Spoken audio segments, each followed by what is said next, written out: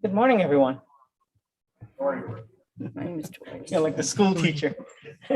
Well, this will be an interesting experiment. Hopefully everything, the technology plays nice. I'll call this meeting to order. We're going to start with O Canada, please.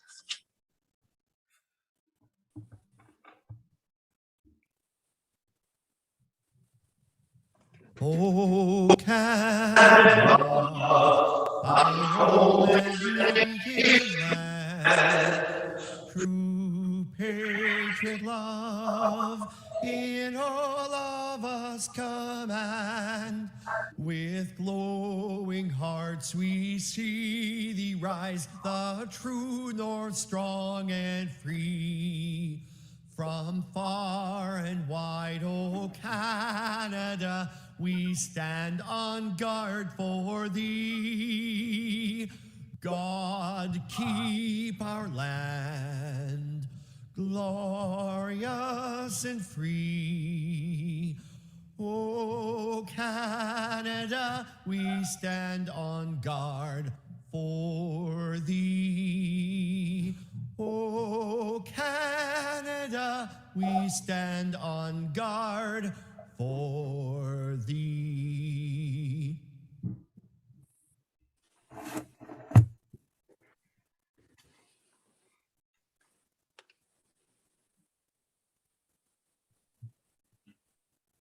So for the viewing public, I would point out we're about half and half, right? 1, 2, 3, 4. About half and half. Maybe a little bit more than half physically present, and the others joining us virtually. So, Madam Clerk, roll call, please.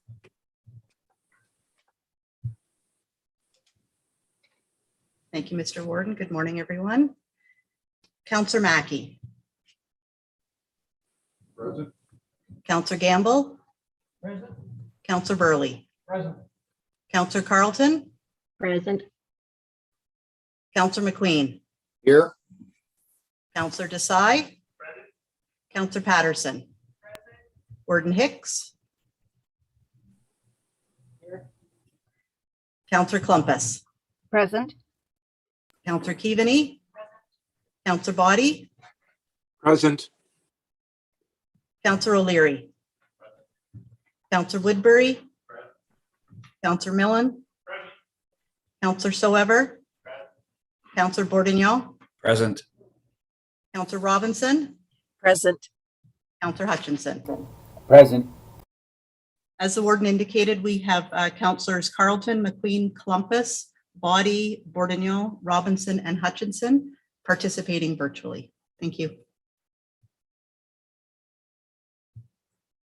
Thank you, Madam Clerk. We'll move next to the land acknowledgement. We acknowledge with respect the history, spirituality, and culture of the Anishinaabe, the Six Nations of the Grand River, the Haudenosaunee, and the Wendat, Wyandot, Wyandots people, on whose traditional territories we gather and whose ancestors signed treaties with our ancestors. We recognize also the Métis and the Inuit, whose ancestors shared this land and these waters.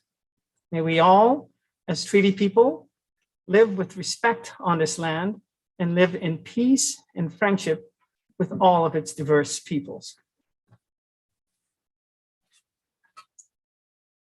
Okay, moving on to item number 6, adoption of minutes, starting first of all with County Council and Committee of the Whole minutes, which are dated February 10th. I'm going to say that that's moved by Councillor Robinson and seconded by what do I have there? Oh, Councillor Milne. Any discussion on those minutes? And seeing none, I'll call the question. Is there anyone opposed? We can do all in favor? Okay, so all in favor, please raise your hand. See everyone's hand raised. Thank you. That is carried. Thank you very much. So we're on to item 6B, the minutes of a public meeting dated February 3rd, dealing with the official plan amendment 11, moved by Councillor Burley, seconded by Councillor Patterson. Any discussion on those minutes? I do not see any, therefore I'll call the question. All those in favor? Is there anyone opposed? Seeing, no. Sorry, so all those in favor again? Okay, everyone online is indicated in favor, everyone in the room in favor. So no one being opposed, that is carried. Thank you very much. We have no closed meeting matters. So we're on to item number 8. 8A is the Board of Health minutes, which are dated December 17th. I believe, oh, we need a mover to get it going. Moved by Councillor Milne, seconded by Councillor Woodbury. Dr. Era, I believe, is with us. Good morning, sir. You have the floor. Good morning, Mr. Warden. Good morning, Council. Thank you for having me. The highlight from the past 2 meetings were the review of board policies. As per the board policy, one of the policies require review every 2 years. That was completed in December. The election of the board chair and vice chair in the first meeting in 2022, which took place in February instead of January. Mayor Sue Patterson was elected as chair. Mr. Alan Barfoot was elected as vice chair. The other highlight from operations, the first item, of course, COVID and the surge related to Omicron, and multiple events have taken place since those minutes, but in general, the trajectory of the indicators locally have been trending in a positive direction, as well as provincially, as whether it is the number of new cases or the number of hospitalization, number of outbreaks in long-term care, and the complexity of them. All these indicators would suggest that we are heading in the right direction to hopefully lifting emergency declaration over in the near future. And of course, that will be a decision provincially and locally through municipalities and councils. The vaccine front, as I mentioned in the last update, we have the capacity, and we have delivered, provided access to third dose to the all eligible population within 2 weeks, which is track record, allowed us to have a high level of third dose, around 60% at this point. And we continue to provide targeted clinics in lower coverage areas through working with the community centers, working with the municipalities. We mapped out also the possibility for school clinics. The uptake was not large enough to justify opening clinics, but we have worked with these families that want the vaccine to direct them to the local pharmacies and support the local pharmacies and primary care as well. The other final item from the previous minutes, and it's related to recovery, moving from a pandemic to hopefully at this point, at some point in the near future, endemic, is the recovery and backlog in public health services. One of the presentation in the last meeting was about the dental programs, the oral health programs, whether it's in school screening, the free dental services for eligible low-income children and eligible low-income seniors. It's worth mentioning the health unit, our health unit has been one of the very few health units that continued to provide the service during the pandemic. It was not an easy decision, but the unwavering commitment of our staff and managers allowed us to do that. And that backlog, there is always a backlog, whether it's with other vaccines in schools or dental or other services. So going forward, we have the plan and the commitment to ramp up the recovery to address those health needs in the community. One final point on that recovery is the mental health and addiction need or services that are required to be ramped up and augmented through work with different partners. And I want to thank the council and the county for taking the leadership on that file as well. That's my update, Mr. Chair. Open to questions as always. Thank you very much, Dr. Era. Are there any questions from council for Dr. Era? I don't see anyone online.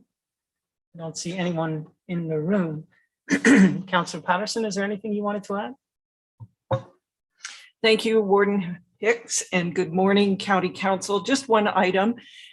During that December meeting, the board received a presentation from Ian Wright, Public Health Manager. The topic was foundational standards, and he spoke about population health assessment, health equity, effective public health practice, and emergency management. So each of these standards are treated as a project developed as a goal and will ultimately achieve our mission to promote health and prevent disease. Thank you. Thank you very much for that. Any questions coming out of that? Seeing no hands, seeing no one online, and perhaps it's time to call the question. Oh, I'm sorry. Councillor Desai. Thank you. I was a little late raising my hand. My question for you, Warden Hicks, to Dr. Era is, we know we're moving into the reopening per se starting March 1st. The vaccine, not issue, but the proof of vaccination is going to become voluntary for various businesses. Do we have a timeline at all for things such as the mask mandates and reopening completely, in the sense of when we will be able to gather without any limitations on numbers and so on in all venues? Because obviously on March 1st, venues that require, or there's certain venues on March 1st that can be reopened in full, but there's certain that still can't. So do we have a date or an indication of when that date could be coming? Thank you. Thank you for the question through you, Mr. Chair. Thank you for the question. The underlying principle in the management of a pandemic by public health is to lift restrictions as soon as possible, so long it is safe. And I have seen that from my point of view, the provincial plan for lifting restrictions gradually, and the next step on March 1st to lift multiple restrictions is quite measured. Lifting the requirement for vaccine is one of them. Locally, there will be communication with local businesses about the recommendation about the vaccine policy. It should come out from my office in the imminent future, and it will reflect the support of that provincial lifting of restrictions. We do stand in a good position to lift the restrictions as soon as the province allows us to do so. It's very difficult to predict what the province will be issuing next. I can see the mask use to be continued in the near future for a period of time.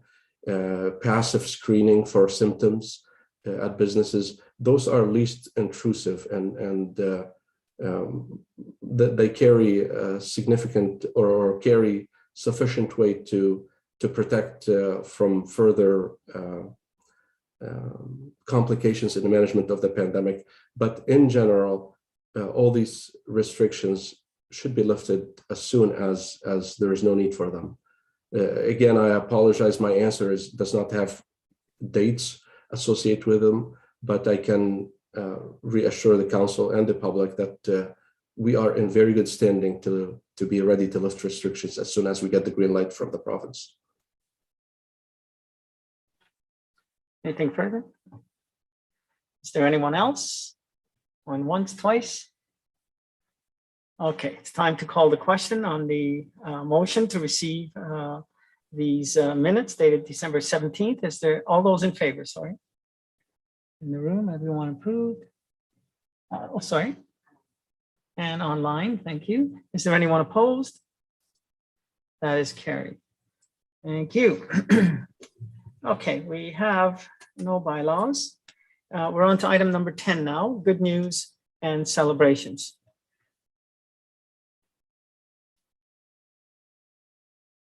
I see no hands at all. Oh, I see one hand, Councillor Clumpus. Thank you, Mr. Warden, and good morning, everyone. Being it a sunny day, there's got to be positive news happening here this morning, and I just wanted to comment that it seems to be the season for public engagement opportunities. And last night we had a very robust opportunity to engage with the public. We had over 70 participants in our official plan review public engagement, and this was led in partial by a group of master's students from the soon to have a name change Ryerson University, who will be participating in this exercise all through the piece and in the subsequent 20 or more public engagement opportunities that are planned.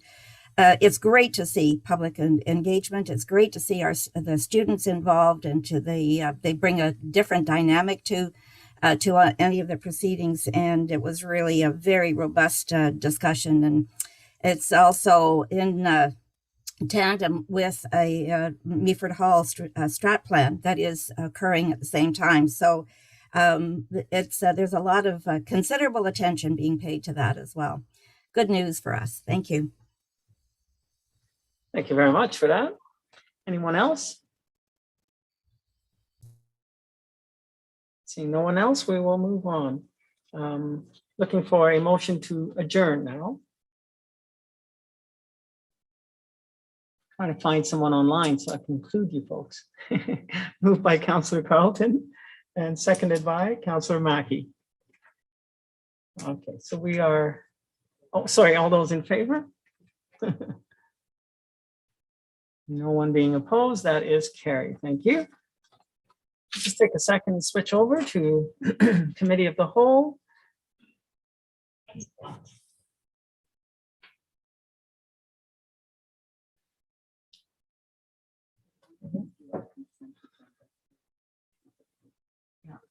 Yeah, that's good. All right, thank you. I'll call this meeting to order. This is February 24th. We're now meeting as Committee of the Whole. Is there any declaration of interest? Pecuniary or otherwise? Seeing none, I would just indicate if one does arise during the course of the meeting, I would ask you to declare it at that time. Our delegates are scheduled, our first delegate is scheduled for 10:30, so that's it. We'll move on with perhaps the some other items in the agenda.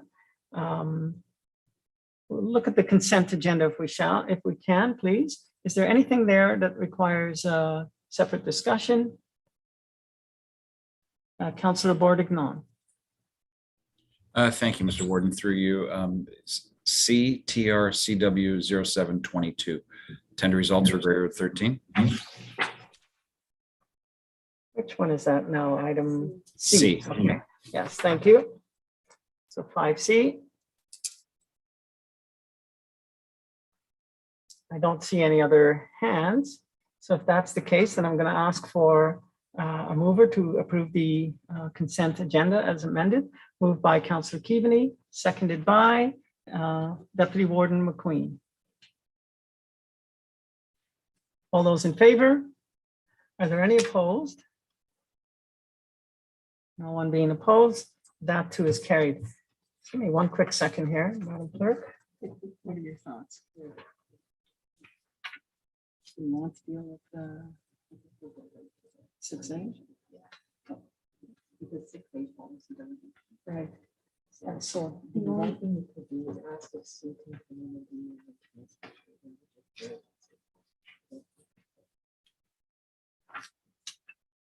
She's ready.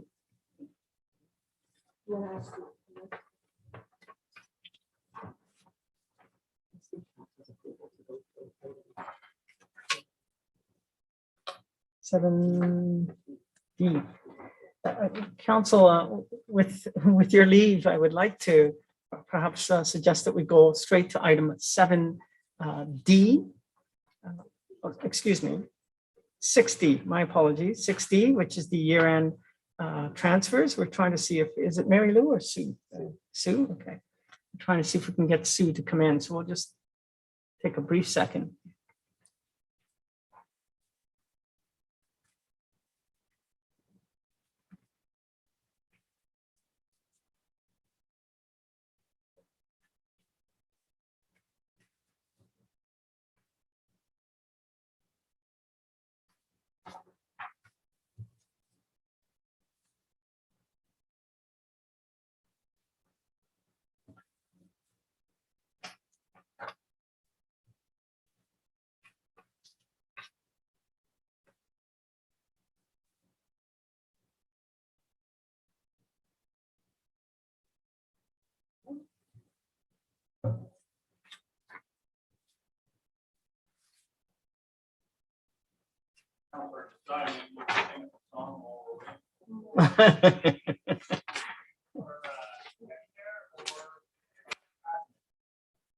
Okay, I'm started. Okay, we're being recorded, so I would just ask everyone to bear with us. We're going to have a presenter.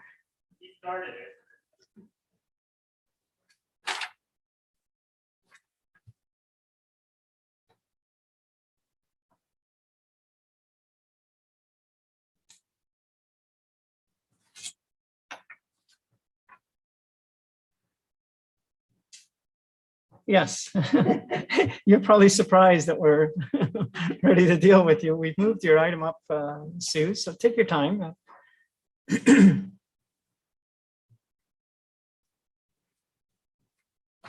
Yeah, we should put the item on the floor though, right? Yeah. Yeah, so we're now dealing with item 6D, the year-end transfers. I need a mover to put the item on the floor. Moved by Councillor Patterson, seconded by Councillor Hutchison. Sue, you have the floor. Thank you. And good morning, everyone. The report before you is to provide council with the estimated year-end surplus deficit amounts per functional area and to provide staff with the authority to make adjustments necessary to finalize the county's 2021 year-end financials. For the following: 1, the year-end surplus and deficit transfers. 2, year-end transfers for purchases that were budgeted to occur in 2021 and need to be carried forward to 2022. And the year-end transfers for donations received for specific purposes. Under the year-end surplus and deficit transfers, you will find in the first chart of the report, this chart identifies surplus and or deficit amounts and recommendations on how to allocate these. Staff have reviewed year-to-date actuals as of mid-February and are estimating an overall surplus of $363,100 for the year ending December 31st, 2021. The departmental breakdown of this surplus is contained in the first chart of the report. I will not go over these line by line, but overall, there is an estimated $175,800 to be withdrawn from the one-time funding reserve, with the remaining transferred to and from specific departmental reserves. Within the year-end transfers for purchases that were budgeted to occur in 2021 and need to be carried forward to 2022. In the second chart within the document, you will find both projects that were budgeted or endorsed to occur in 2021, but due to various factors have been delayed. The county's auditors require a council resolution authorizing staff to transfer unspent funds to reserve for use in the 2022 budget. Some of these projects have been rebudgeted in 2022 to be funded from reserves, and this report will allow staff the authority to transfer the tax levy in 2021 raised into a reserve mentioned within the chart. These projects are reflected in column 4 of the chart. There are also some projects that were expected to be complete in 2021 at the time of budget development, and therefore were not included in the 2022 budget. These projects are reflected in the 5th column. Of these projects, there are 2 larger projects that were not included in the 2022 budget, and these are the Grey Roots General Store and the fire alarm project at Lee Manor. And thirdly, the year-end transfers for donations for specific purposes. During the year, the county receives donations for specific purposes, and any donations not spent on these need to be transferred at year-end to a reserve to be utilized in the future for these specific purposes. In the last chart in the report, you will find a list of donations by departmental area that were donated for a total of $13,238. And that's the end of my report, and I'll take any questions at this time. Thank you very much, Sue. Are there any questions? Council? I do not see any. So with that said, I'll call the question. All those in favor of the motion? Everyone in the room and everyone online has indicated, and no one being opposed, that is carried. Thank you very much, Sue. Okay, so we're getting closer to that time for the delegation. And the delegates joining us by remote, or they are remote? They are remote. Okay. Very good. Thank you.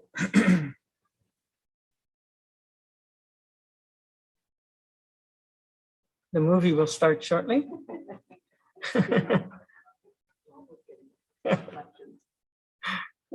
Okay, so we are, I believe that we do have our guests ready. Rob, can you confirm that? They are ready? Okay, perfect. So we're gonna have our first delegation. Who's introducing them? Stephanie. Hi, Stephanie. Come on up.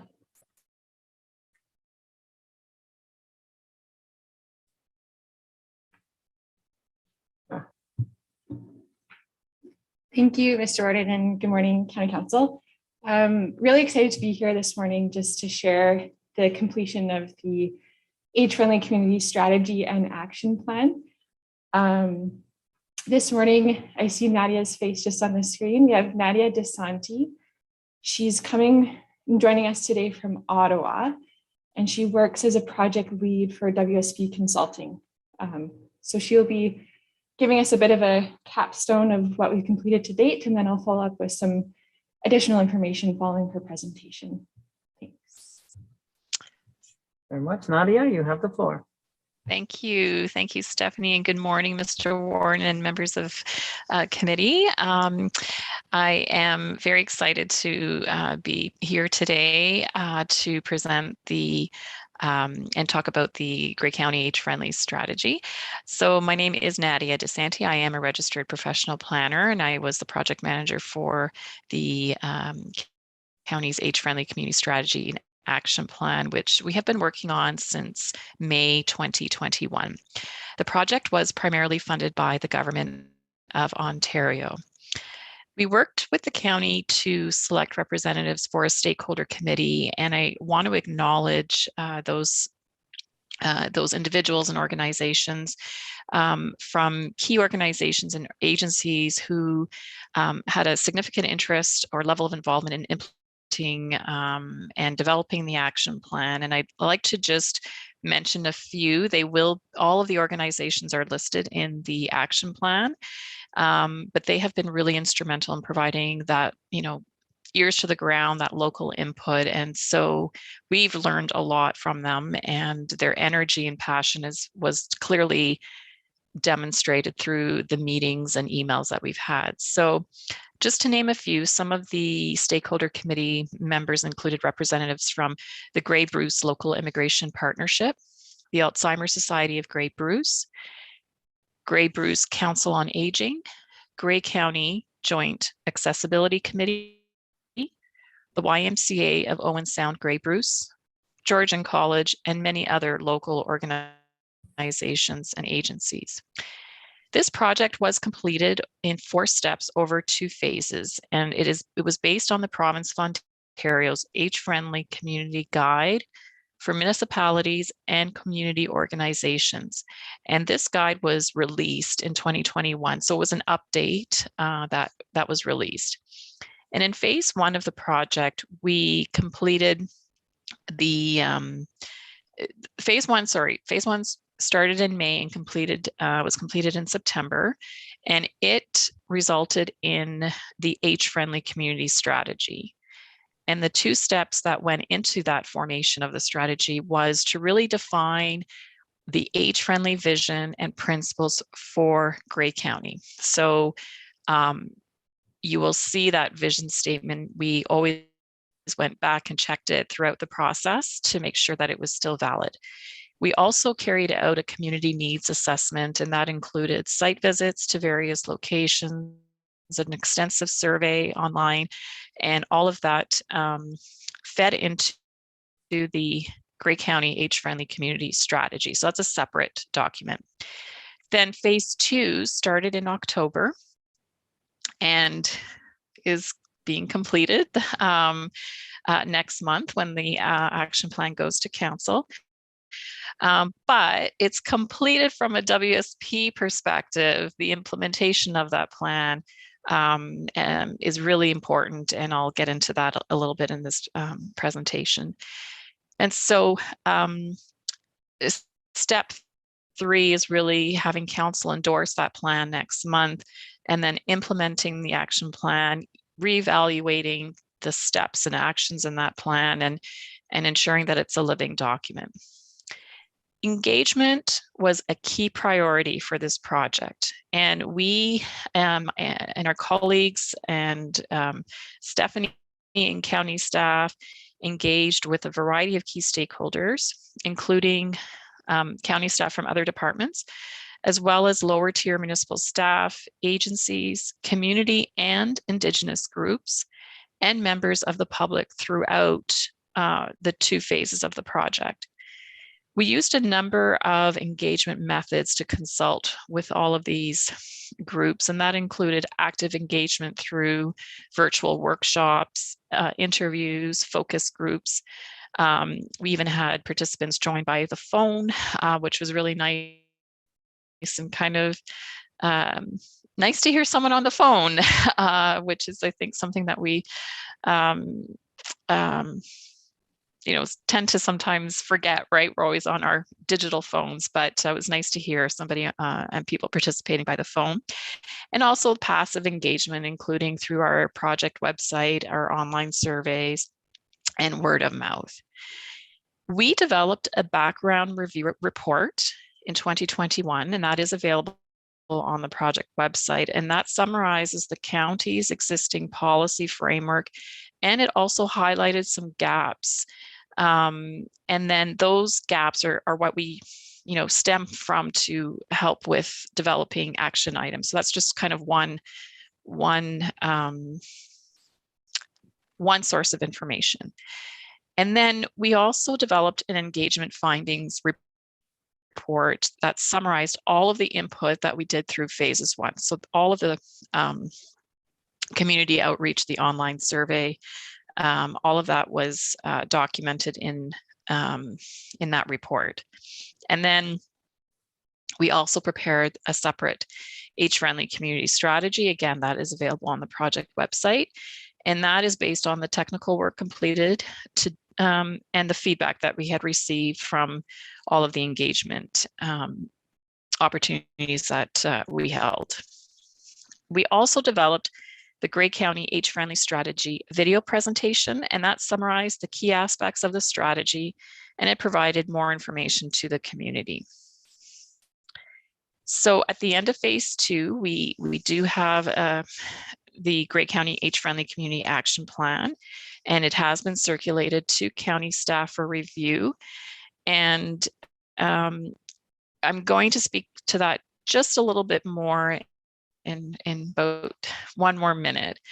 I wanted to just kind of, if you haven't seen the strategy document, or if you are interested in sort of diving deeper into that, I just wanted to let you all know that that strategy document really set the foundation for the action plan, because it highlighted the, as I mentioned, the vision, the goals for Grey County to become a more age-friendly community. It built upon the background review report. So those gaps that I mentioned, we brought those in. And it also identified the strengths. So what are the good things that are happening in Grey County? And what are the areas that need to be improved? And those improvements are essentially the actions that are in the action plan. The action plan is prepared and organized in 8 tables, and the 8 refers to the community dimensions. Those community dimensions were established by the World Health Organization many years ago. And those 8 dimensions include outdoor spaces and buildings, transportation, community support and health services, communication and information, civic participation and employment, respect and social inclusion, social participation and housing. So within each of those 8 dimensions, we have developed action items. And so when you look at the action plan, you will see the actions and the priorities under each of those 8 community dimensions to help address opportunities for improvement. It also acknowledges the leads and partners. Grey County cannot implement this plan on its own. And there are many opportunities for other leads to take that initiative and run with it. There could be other partnerships that need to work together to help deliver. And the action plan also identifies timing, so short, medium term, and performance indicators. And we've also included a process for monitoring and evaluating the actions going forward. So just like annual reporting on budget, annual reporting on building permits, approvals, that kind of thing, the action plan is also meant to sort of have an annual report card. And we've included an example of how that monitoring or that report card could be developed to check and see how are we doing, how has this action started, is the time frame still right? So we've provided those tools in the action plan. In addition, in each of the tables, we've also provided examples and resources.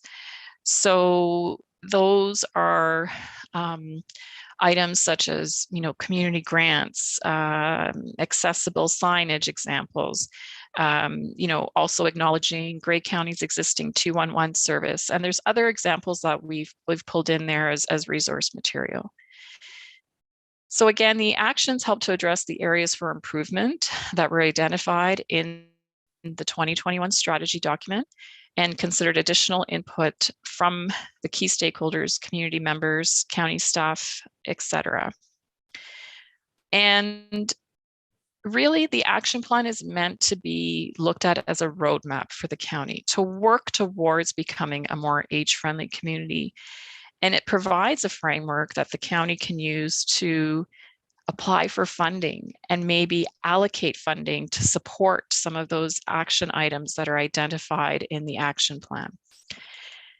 And I just want to highlight 2 of the key recommendations that are identified in the action plan, and that is hiring a dedicated staff person who can focus on implementation of the age-friendly action plan, who can take it and sort of steer the ship with that. And that is really key in ensuring that the plan is top of mind, always, check back in terms of other projects or studies and other discussions with other organizations that are to be held in the future.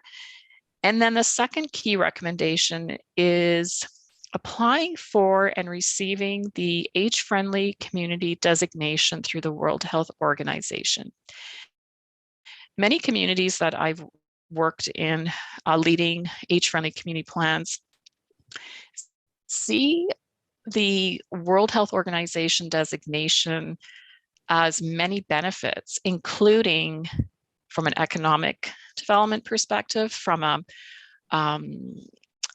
tourism perspective, from a place to come and live and raise your family and work. The application process, from the last time I looked at it online, is not that onerous. And there are, again, a lot of benefits for having that. So those are the 2 key recommendations that are identified in the action plan. we are really excited about the outcomes of this project. I can talk about age-friendly forever. And as a professional, planner, it really brings all of that social infrastructure and that hard infrastructure together to really be looking at a community from and with an age-friendly lens. And I look forward to seeing the results and hearing about the news and things that will get implemented. And so that is it in a nutshell, but I am happy to answer any questions, and I thank you for the opportunity to present this to you today. Thank you very much for that, Nadia. Councillor, are there any questions?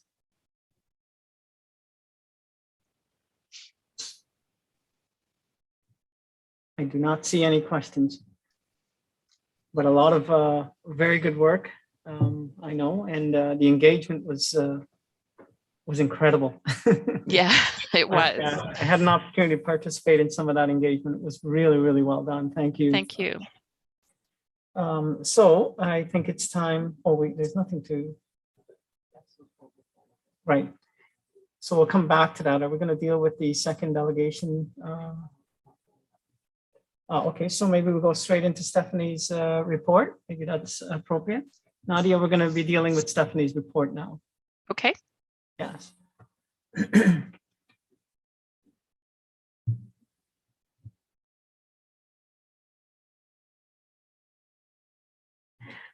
Our CAO would like to make a comment. Good. There.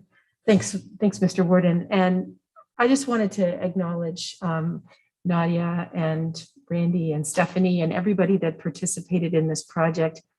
When we started into this, we didn't anticipate that COVID was going to be on our doorstep. And so I think you can all appreciate trying to do really robust public engagement under these circumstances has been less than optimal. And I really want to thank everybody who's involved in this for persevering and keeping it going and doing a great job in finding innovative ways to have conversations with people and to understand.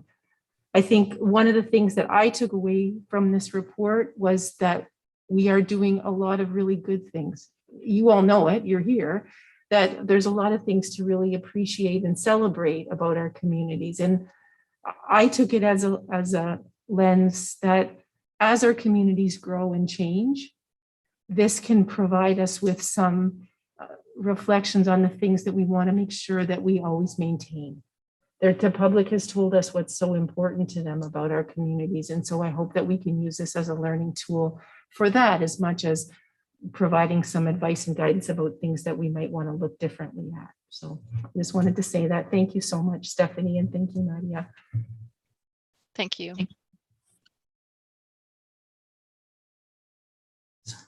Turn my mic on here. So we're now going to be dealing with item 6A, right? The Age-Friendly Community Project final report. That puts Stephanie on deck. I need a mover, actually moved by Councillor Robinson. And I'm looking for a seconder, please. Seconded by Councillor Bordignon. Stephanie, you now have the floor. Thank you, Mr. Warden, and hello again, County Council. Tara, can you help with, oh, there it is. Okay, perfect. So yeah, not liking to repeat what Nadia has just shared, just hoping to add some additional thoughts and information for everyone's benefit. So it is, sorry, I haven't been in person in a while, so I'm gonna take out my mask. It's a bit comfortable here.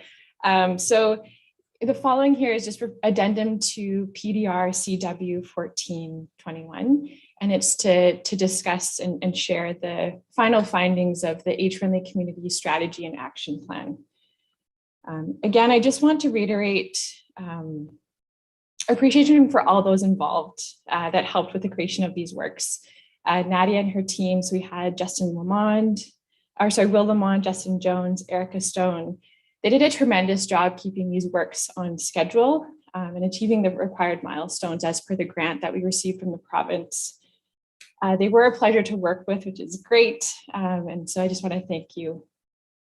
I also want to extend thank you to the stakeholder committee members, as well as staff from the Wikidong, Grey Bruce Poverty Task Force, Agricultural Advisory and Economic Development Advisory Groups, Grey Bruce Council on Aging, Launchpad, Grey County Joint Accessibility Advisory Committee. We had a consultation with JDSS grade 9 class, Grey County staff, counselors, and members of the public. Your enthusiasm to participate in and the ideas shared were extremely helpful and served to set the foundation of the action plan. I also wanted to thank the province for the funding received to complete this project. So the following here, we have the project vision statement. So the vision statement was created through feedback from the stakeholder groups as well as members of the public. From the beginning of stages of this project, we really wanted to iterate that the age-friendly lens needs to extend beyond the conventional age-friendly lens, such that it's not solely looking at older adults and those with disabilities, but we're really capturing the perspective of all ages. So the vision here that was created is Grey County and its communities will create inclusive opportunities for people of all ages to actively participate in all stages of life and to thrive physically and economically with dignity and independence.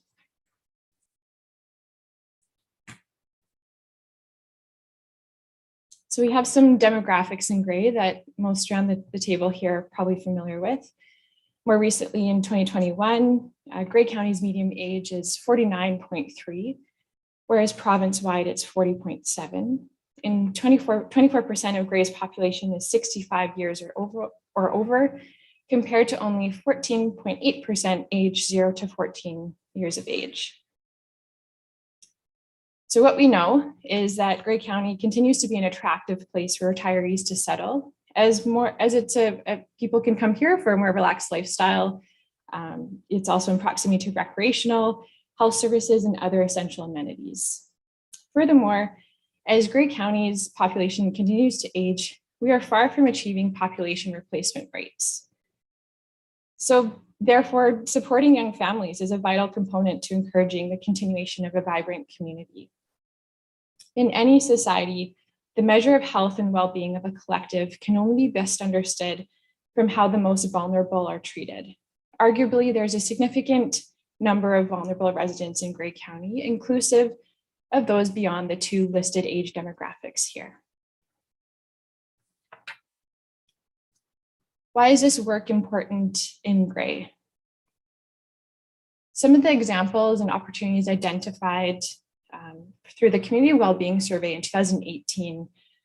So their recognition, again, to resonate what Kim had mentioned, the county is doing a lot of great work with respect to age-friendly community planning. So there were high rates of satisfaction from those living in Grey with their personal relationships, access to parks and rec opportunities, and environmental quality of their neighborhood. Through the survey completed with this project, we had around 200 respondents, which is great. And some of the opportunities identified, so we had a scale of always, often, sometimes, and never. So just to give you an example, 1 in 3 survey respondents identified a physical condition or mental health condition or health problem, reducing the amount or kind of activity they can do. Roughly 1 in 2 indicated only sometimes there are enough benches and rest spots along streets, parks, and buildings. Over 1 in 2 indicated that people only sometimes understand how to share the road with other road users, so pedestrians, cyclists, farm equipment, etc.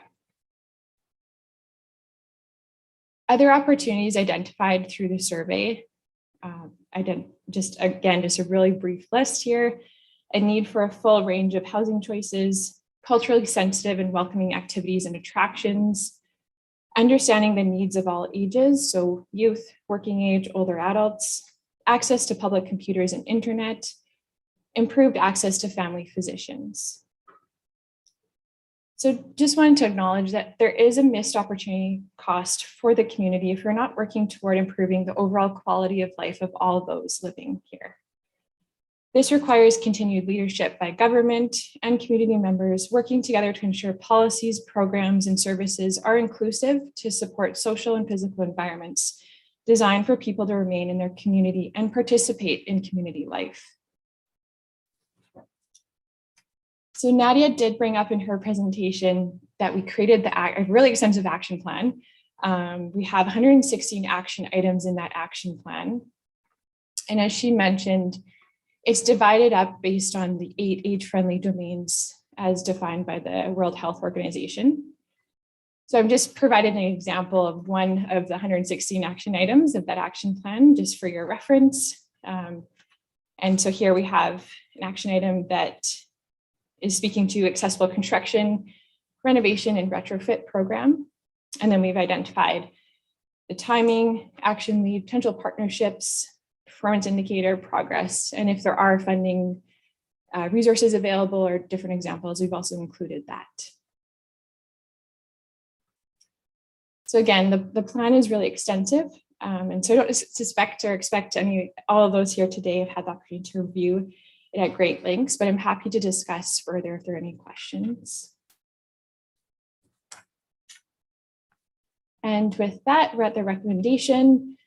So that report to PDR CW 1421 regarding the county's age-friendly community strategy and action plan project be received, and that the age-friendly community strategy and action plan be endorsed, which will help guide corporate strategic plans and priorities, and that staff be directed to develop a proposed work plan to move forward with the actions, recommendations identified in the plan in collaboration with local municipalities and other community partners, and that staff be directed to share the strategy and action plan with all member municipalities for their information, with a presentation to local councils should that be requested.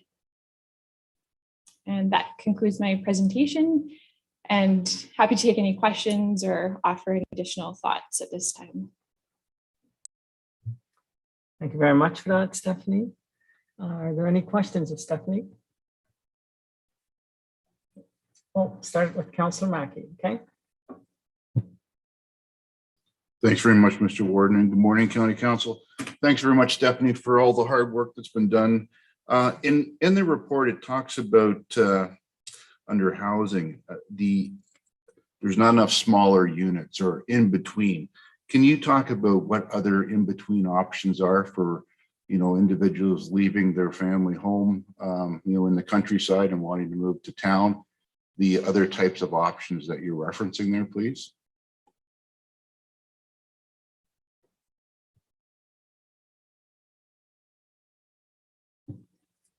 To you, Mr. Warden. Thank you, Councillor Mackey. I would note that this is likely an area that the county has already made a lot of moves toward, in acknowledging that we do need a broad range of housing variety types to accommodate the needs of all ages and abilities. So the type of housing, a couple of examples. So it would be the accessory residential units. So those would be ones where you could have succession planning, where you have multiple generations living on site. Also just the acknowledgement, we had an individual share a comment around they had a teenager, so it was their daughter, that had accessibility needs, and so she required an accessible space to live. And there is acknowledgement that most often we think about accessible spaces when we're catering to older adults. And so the only available rental for her, or space to live as a family, a young family, was in a facility that was typically geared for 55 plus. And so that's another, and just an example of a gap of housing where we don't have maybe those apartment units or smaller units that are typically geared for accessibility for all ages. And yeah, just looking at different like bungalow styles or townhouse, just again, getting away from, not getting away, but having lots of different variety where you may have limited upkeep for your yard, or if there's like snow clearing purposes and that kind of thing. So it's, yeah, again, the county's Recolor Gray official plan has captured a lot of those provisions. But it's really just, again, expanding the scope of what we're looking at when we perceive accessibility as well, making sure we're not missing any age groups when we account for those development types.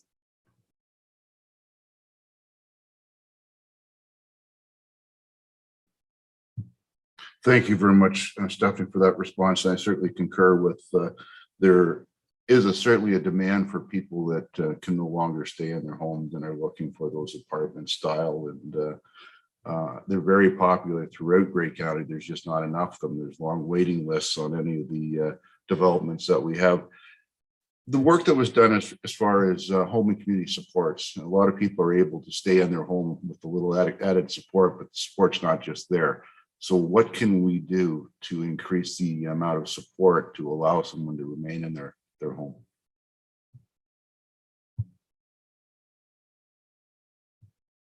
Through you, Mr. Warden. Another great question, Councillor Mackey. A couple of the action items in the action plan do speak to, we are aware and acknowledge there's resources, so funding resources that exist in terms of retrofit grants. But people may not be aware of those grants that extend beyond these walls. And so looking at the action item, in one of the action items in the plan is to really communicate what resources exist to facilitate and assist people stay in their home or existing community that they currently reside. So that's an example where if they, in addition to the home and community support staff, but it's also looking at, can you retrofit your home to support your needs going forward? But can we better communicate what's available? And can we offer assistance to people that have questions about the application process? Helping them implement and receive that funding is something that we've identified as a gap and opportunity that we can help fill.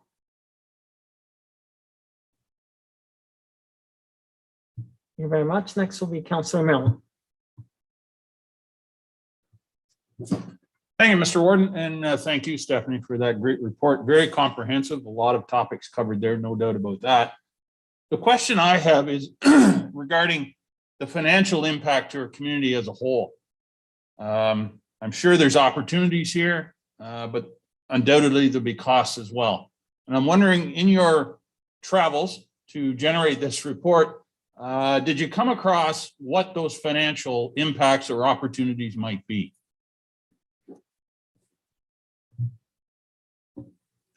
Through you, Mr. Warden. That's a great question, Councillor Milne.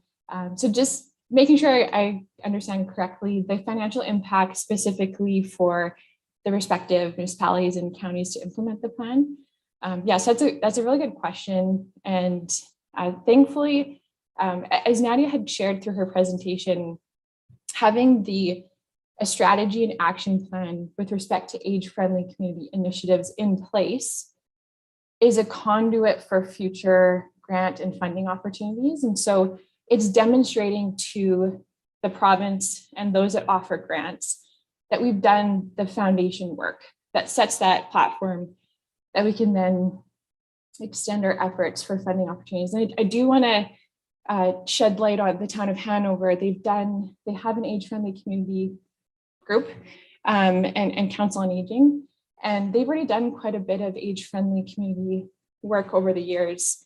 I did connect with a couple of members of part of that group, and specifically Sherry Walden that works in the Parks and Rec department. She said that over 90% of the works that they've done have been funded from the province. And so it's the acknowledgement that there's a lot of funding for this type of work that's available. And so the financial aspect of implementing this plan is, from my perspective, quite minimal in terms of what the county or municipalities would have to commit. And that's where if we were able to have a staff allocated for the implementation of this plan, acknowledging human resources are sometimes limited. And so that's the part that we'll really have to figure out. If we can have a leader in-house that can really offer those supports, that would be fantastic.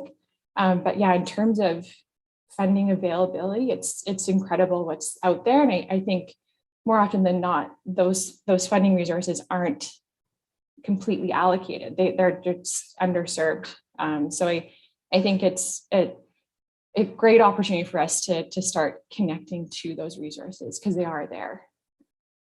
Yeah. Nadia, is there anything you wanted to add to that? Thank you, Mr. Warden. And yeah, I just want to echo through the Ministry of Seniors and Accessibility, there's always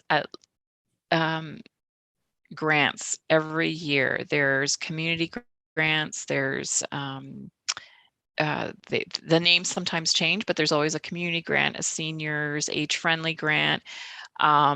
There's also opportunities and funding available through other government levels. So through Canada Mortgage Housing Corporation with their retrofit programs, there is funding for sure. And I think the province of Ontario, and I've been doing these age-friendly plans since 2016, the types of grants that are being issued, they're being more creative. There's a commitment there, and I think an acknowledgement as well that age-friendly communities, planning for age-friendly is not going to go away. So the funding is there. And one of the things that I do for our municipal clients, even when our project is over, I still send news about, hey, there's funding available for this. And so that is just something that I like to do to, we're all busy, and I know emails can sometimes get lost, but, that is something that I would continue to provide to Stephanie in the county whenever I see a grant or an opportunity. I think, again, messaging and communication. So just to reiterate what Stephanie said, there are funding opportunities, and it's not always through the provincial government. And one of the ways that I stay up to date with that is I subscribe to a lot of provincial ministries, yes, but also like CMHC, there's like the e-news feeds, and that's how I learn of these, the opportunities through that. So there is money there, and having this strategy and action plan in place will give the county, will give the lower tier municipalities that extra weight to say, here's how, and this is a specific action that we would like funding for. So this is the tool to really open up that door and to help your chances for funding applications. Thank you. Thank you, Madam CAO. I would just add that there are many recommendations in this report that aren't about hard infrastructure. So much of what makes our communities great is the people that's in them and the relationships that those people have with each other. COVID has done very little to help the world of volunteerism and people's ability and willingness to step up and be part of communities and to help their neighbors. I think that as we recover, it's so important that we're all thinking carefully about how we can bring people back together in a face-to-face way, how we can create opportunities for people to help each other, and how we make sure that everyone knows about the opportunities there are to step up in a volunteer way and how important that is. We really need to celebrate the people who are being the coaches and, coming out to help with all sorts of community events so that we can maybe build some of that back. And I think that work doesn't necessarily need to cost us anything in our dollars and cents, but if we make that a priority, maybe other things can come up from there.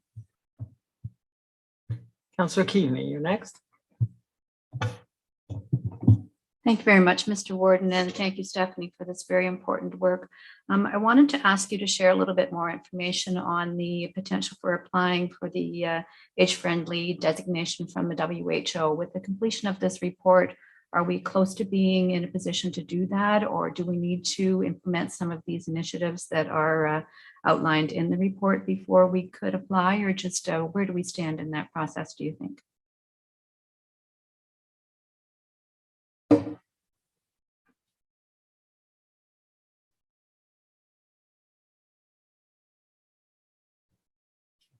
Through you, Mr. Warden. It's a really good question, Councillor Keaveney. My understanding, and Nadia could potentially weigh in further at this response, but my understanding is that we do have the resources and information now available that would allow us to submit an application to the World Health Organization. Again, that application and acknowledgement, if we were to receive that, it's expressly communicating to the public and the community at Grey that we are taking further efforts. So we've established, again, that foundation. We're taking further efforts to continue that work. So it's not such that you have to be entirely age-friendly in the sense that this action plan would be entirely completed. It's that we've established that foundation. We've acknowledged that we're taking the efforts and initiatives to proceed with this work going forward.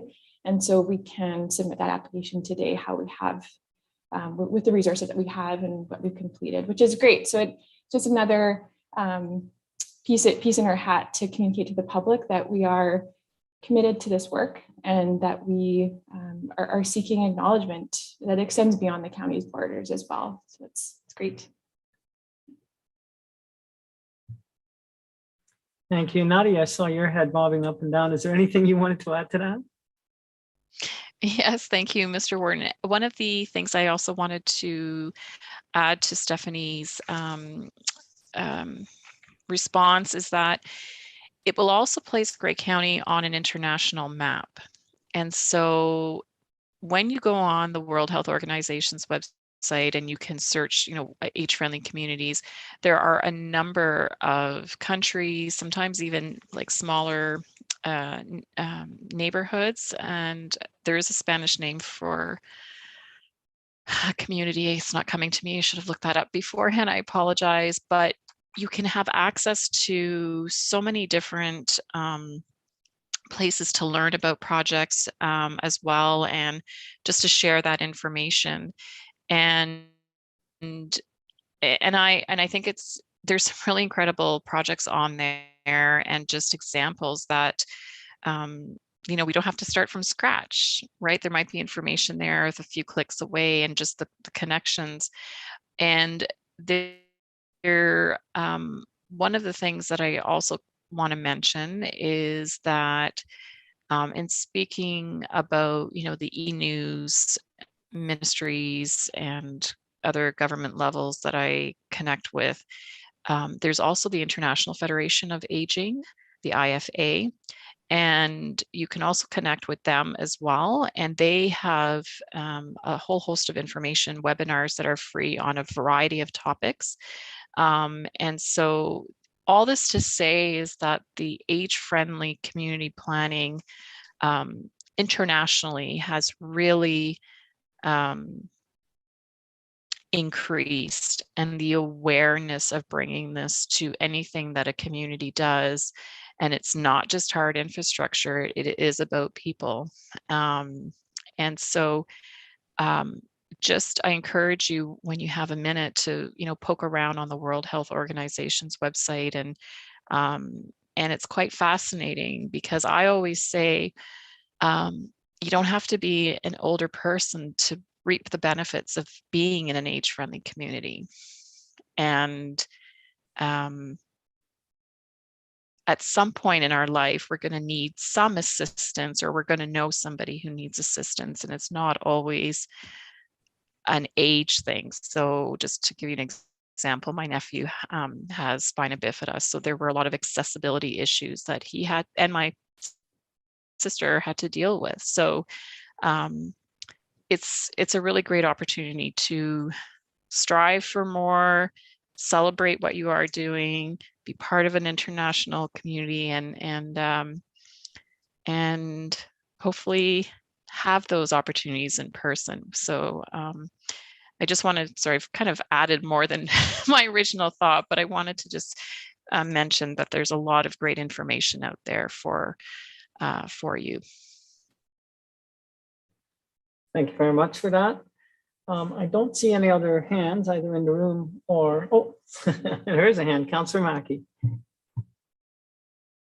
Thanks, Mr. Warden. And through you, I just want to, speak for a minute on Kim's mention about volunteerism. And, it is very important throughout or small communities. And often I think it's a matter of trying to link up the individuals that need the support and the individuals that want to do the volunteerism. So maybe there's a role for us to think a little deeper about what actions we could take to, properly vet people that want to be volunteers, and then to link them, through some sort of mechanism to the people that need the support. It's going on a regular basis now. Family members do it, neighbors do it with seniors that live down the street, but a new person to the area may not know who they could reach out to for help. So there may be some role that we could take in trying to find those linkages, because I do believe there's a lot of good people out there that want to, support their neighbors and friends and family or newcomers to the area. So maybe it's something we could seize upon. Thank you. Thanks, Councillor Mackey, and that's a perfect segue to our second delegation, isn't it? Stephanie, go ahead. Through you, Mr. Warden, Councillor Mackey, we do have one of the action items in the plan does speak to that, and it's creating more comprehensive, again, just resources available for people that are looking to enter and initiate and be part of any volunteer opportunities. One of the pieces that has recently changed, which makes volunteerism a lot easier, is that people can access their police checks online. And as well, I believe the fee has been waived, which has been a significant barrier in the more recent past for people that may just not have the disposable income or funds to help in that respect. So yeah, it is an action item that we've acknowledged that it's not so much maybe that the people that aren't there that aren't there to support these volunteer efforts, but we just need to help facilitate that communication component to really make those connections. Because again, through this project, we realized that the county has a lot of extensive networks that already exist. But yeah, just looking at what those gaps are and really supporting those efforts. Thank you. Two quick things, Stephanie. One, on page 83 of the action plan, it talks about quick wins. And in that section, it refers us to the, I guess, short term, the 1 to 2 year items. I wonder, is there a short list to the quick wins?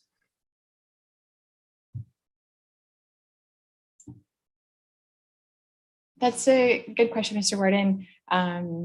I would be able to provide that in writing. I think just being able to look at the action plan, how it's been iterated today. So we do have the short-term and medium-term timeframes. Those timeframes as well are simply acknowledging the start of an initiative. And so it's not necessarily indicating that that's when it would be completed. But yeah, some of the quick wins, again, would extend or kind of be those pieces that exist that wouldn't necessarily require funding. So some of the policy initiatives or endeavors, those are, again, acknowledging a lot of the great work that we're already doing. And so we've established those networks and understand what the community needs when it comes to housing, or incorporating some of those pieces in implementing the Cycling Trails Master Plan, Recreational Trails Master Plan.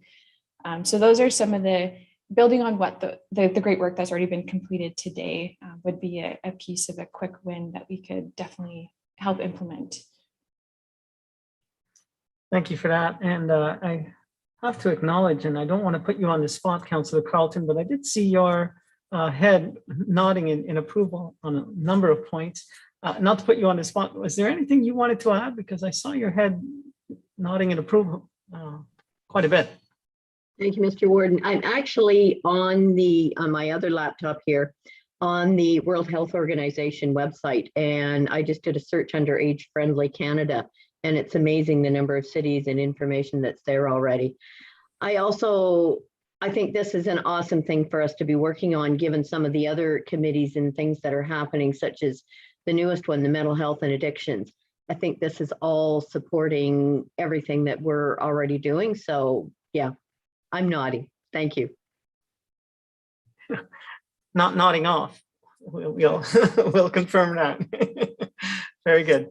I don't see any other hands. Madam Clerk, our second delegation is ready. Yes, sorry. So let's do that. I'll call the question then on the motion before us. All those in favor? in the room. That's everyone. And online, that's everyone as well. So that's approved. Thank you very much.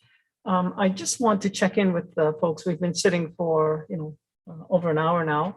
And with respect to our guests, the second delegates, I would like to take, say, come back at 15 minutes, come back at 11:30. Would that be okay with our delegates? I don't see them. Well, I'm seeing that there are a number of people that would like to take a break. So I'm going to suggest that we that we take that break and that we reconvene at 11:30 sharp. We'll see you then. You can turn off your mics and cameras. Thank you, Mr. Warden. All the best for implementation of this plan. So, my apologies. Thank you very much. It's Nadia. okay. Thank you. Bye-bye.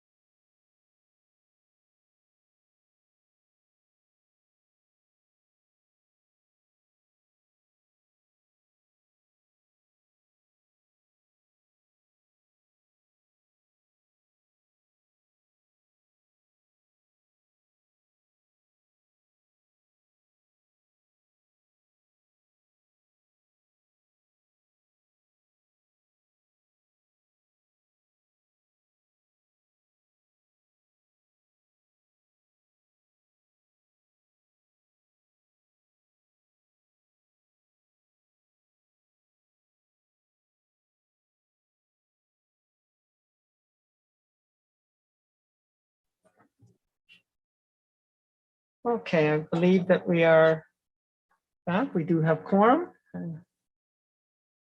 So we're going to be going to our second delegation.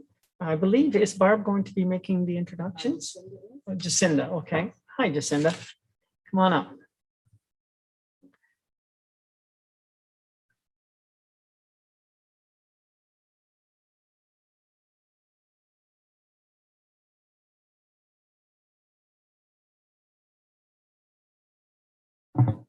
Even made it easy for me. Good morning, County Council. So my name is Jacinda Rudolph, and I am one of the Economic Development Officers at Grey County. I also oversee the Grey Bruce Local Immigration Partnership project that you'll hear more about again. Today, with both delegations, we wanted to bring attention to the important work that not only we are doing at county level, but also the work that Welcoming Communities Grey Bruce is doing in creating welcoming and inclusive communities. So last year, the federal government welcomed about 405,000 permanent residents to Canada. So, there really is a strong economic need to increase migration.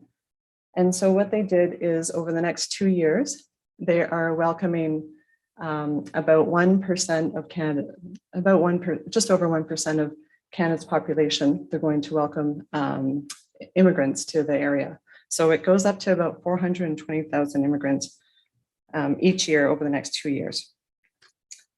So as part of that, they're also modernizing the immigration system so that they can address some of the key challenges for newcomers to integrate into the workforce.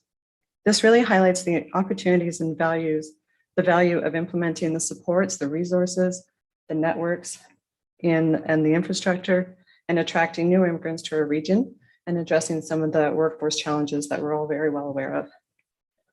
Even more so, retention. Retention of community integration, retention and community integration of immigrants is just as important and sometimes even more important.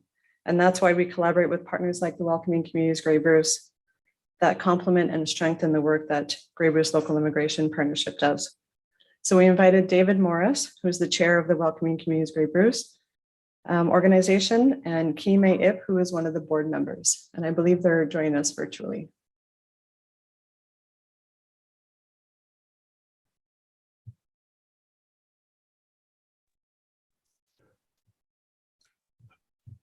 Thank you, Jacinda, and thank you. I guess I'm supposed to be on now. Thank you, Mr. Warden and members of council for giving us the opportunity to present to you this morning and giving you a quick overview of our activities and our accomplishments over the last number of years. I would go to screen share. There we are, if I may. This one. Okay. Come on, computer. There we go. So let me go back. So as I say, I'm as Jacinda said, I'm the chair of Welcoming Communities Grey Bruce, and I'll be sharing the presentation with me, Eep, who's one of our valuable volunteers and who has worked with us on a number of the projects that I'll be briefly talking about this morning. To me, this slide kind of embodies why Welcoming Communities Grey Bruce. It's our vision that this area, to help make this area an area where everyone feels welcome here, regardless of who they are or where they have come from. And we are the result of a merger of 4 small informal organizations that have been working on this type of work for 17 years in the longest case, and 7 years for some of us, doing a variety of things in terms of activities and research and consultations, all of which are designed to make this area more welcoming and inclusive. In 2016, we began to cooperate on a number of projects, and through that, we realized that there was some sense, particularly from a fundraising point of view, for us to merge together. And so in 2019, we came together as a nonprofit corporation. Again, that just summarizes our goals, working towards an inclusive and welcoming Grey Bruce, where differences are celebrated, and no one is left behind or left out. There's a picture of our board from a couple of years ago before COVID. We have added a couple of people to the board since then. So we're now a board of 9, and we have our two workers in the front there. I just want to say we deliberately created a very inclusive board. Of the 9 people on the board, they represent 7 different countries of origin, because we believe that if you're working to address the concerns of a particular group, you need to have input from that group and have them involved in the planning and development of whatever it is you're going to do. So what the types of things that we have been doing over the years, and we'll talk a bit more about each of these categories as we go along. We've worked to assist newcomers and of any form, any type, immigrants, refugees, and others here to settle here, and that's both been directly and indirectly. We've engaged with the community on a number of levels and consultations and discussions and research, and we've collaborated with a great many types of organizations and businesses, including public sector service groups and local council governments, and we'll continue to do that. In terms of the types of support that we've been able to put in place through our projects, we've created a number of tools or handbooks directed for the newcomers themselves, for employers, for our service agencies, and for people wanting to volunteer to assist newcomers. Those are print copies or PDF.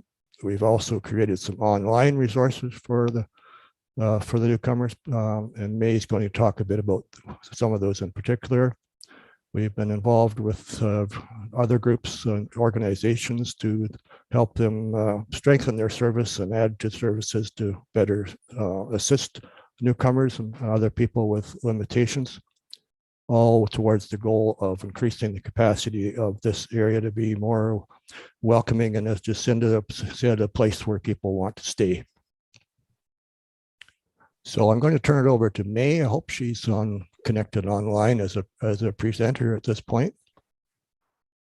Thank you, David, and thank you, Council, for having us today. So as David introduced, I'm not a board member, but because I've been with the welcoming communities for a very, very long time and involved in almost all of the projects. So the board thought that it would be appropriate for me to be here today to talk a bit about some of the projects, just to highlight a few.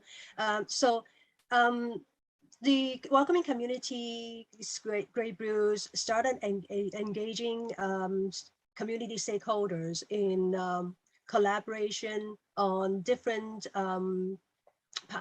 initiative and program long before it became officially a nonprofit organization. So one of the very successful event is the One World Festival that started the Grey Bruce One World Festival that started in 2010. That's the year that I moved to Owen Sound from Sauble Beach after living there for 16 years. So I've been here for a long time. So the Grey Bruce One World Festival's target is elementary school kids. So every year until the pandemic hits, every year we have thousands of elementary school students bust into the Owen Sound to enjoy a variety of performances and their vendors from different organizations showing engaging kids in the different activities and providing informations about different groups in the communities who are usually, unfortunately, being the groups that are marginalized, or maybe they have challenges in integrating into the communities. So some of the partners that are involved when the One World Festival are the Community Living Owen Sound, the CMHA Grey Bruce, the school, of course, school board, and also community members like myself who wanted to promote diversity and inclusions. And in recent years, the welcoming community started to focus more on support for newcomers, because we're seeing the trends that there are more and more people coming into the area, but unfortunately, some of them leave because there's no infrastructure to support them. So in 2018, if I get my dates right, 2018, the United Way of Bruce Gray and Welcoming Communities received a funding from the provincial government from their, at that time, there was the Ministry of Immigrations or something like that. So the project was called Making Grey Bruce Home, and it was particularly a research and development projects to identify ways to help refugees and vulnerable newcomers to integrate into our community. And in 2018 and then 2019, again, the Welcoming Communities Grey Bruce and also the United Way of Bruce Gray partner again, and this time we received the funding from IRCC to work on the pathway for newcomer immigrant women in Grey Bruce projects that address employment barriers that visible minority newcomer women face in the area, and find out ways to find a way to collaborate, for stakeholders to collaborate and address the barriers. And then last year, I believe there was another collaboration which is with the Georgian College and also with Grey County on the research of how to retain international students who came to Georgian College to study. So those are just some examples of how we engaged different stakeholders in our initiative. So if David would you please move to the next slide? We're not in the same location, so I rely on David. I don't know what's happened. It's not Okay. it's not Maybe changing slides for me. I'll keep talking, and then you can just get there when you can. No, my computer's frozen up for some reason, unfortunately. Okay, so yeah, so like as David explained, we have, through the projects, we developed various tools, and that is the intention of the research and development project, because we wanted to not just report what it is at the present time, but we wanted to provide recommendations in the form of printed and online resources, so that organizations that to follow after our projects will be able to use some of our knowledge that we develop to continue to support newcomers and immigrants. So one of the very valuable tool is the Success for Everyone. So that will be it is a document that we created through identifying the employment barriers that are faced by newcomer immigrant women through the Rural Pathway projects, and then develop, implement, and evaluate some of the trainings for employers and service providers, and also skill building workshops for newcomer women. And from our learning, we developed this tool, and we think this will be a very valuable tools for all employers and service providers to use. Now that we have the GBLIP, it's really great that we have the GBLIP that will bring together all the stakeholders who are interested in retention and recruitment and retention of newcomers, and really care about their social, economic, and civic integrations. So our tool, that this Success for Everyone, is not, although we develop it through working with women, but it's not just for women, because it's all the concepts apply to how to work with and collaborate and support newcomers in general. So back to you, David. Okay, as May highlighted, over the years, we have collaborated with a number of various organizations. The ones that are ongoing right at the moment is working with the YMCA in town on the settlement services, which we were quite instrumental in helping complete the application to get the funding for that project, and are still we are a partner with them on the advisory committee. We had input with the Grey and Bruce counties in planning for the project for the local immigration partnership. May's talked about her newcomer collective, I believe already, or will in a minute.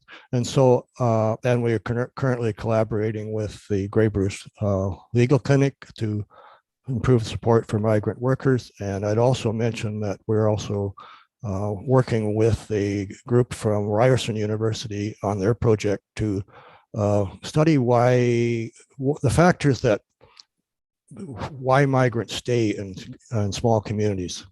The focus is often on why they leave, but this project is working on why they stay, and we think we can give them lots of good information in that regard. So May, back to you quickly.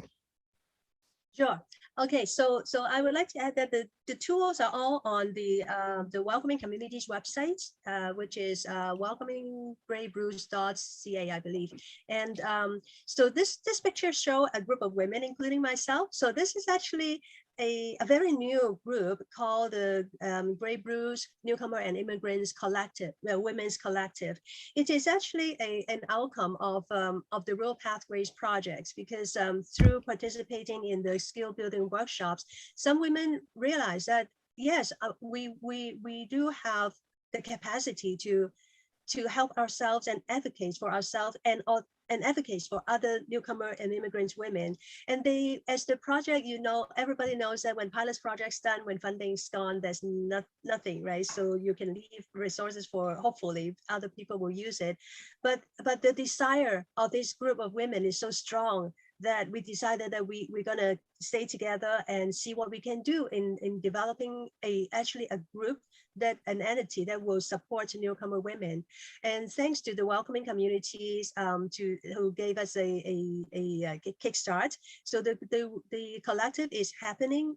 We are at the stage of developing our strategic plan, and also in the meantime, we are also connecting with more and more newcomer women.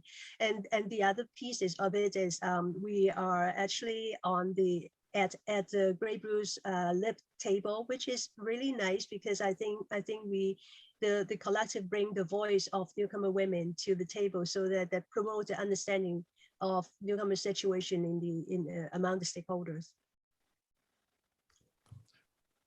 So thank you, May.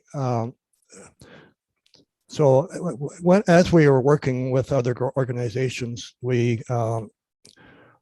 have a common set of values, particularly the desire to make this, as we've said a number of times, the area to make this more inclusive community for everyone, believing that we can make progress, and we know that we have made progress in that regard.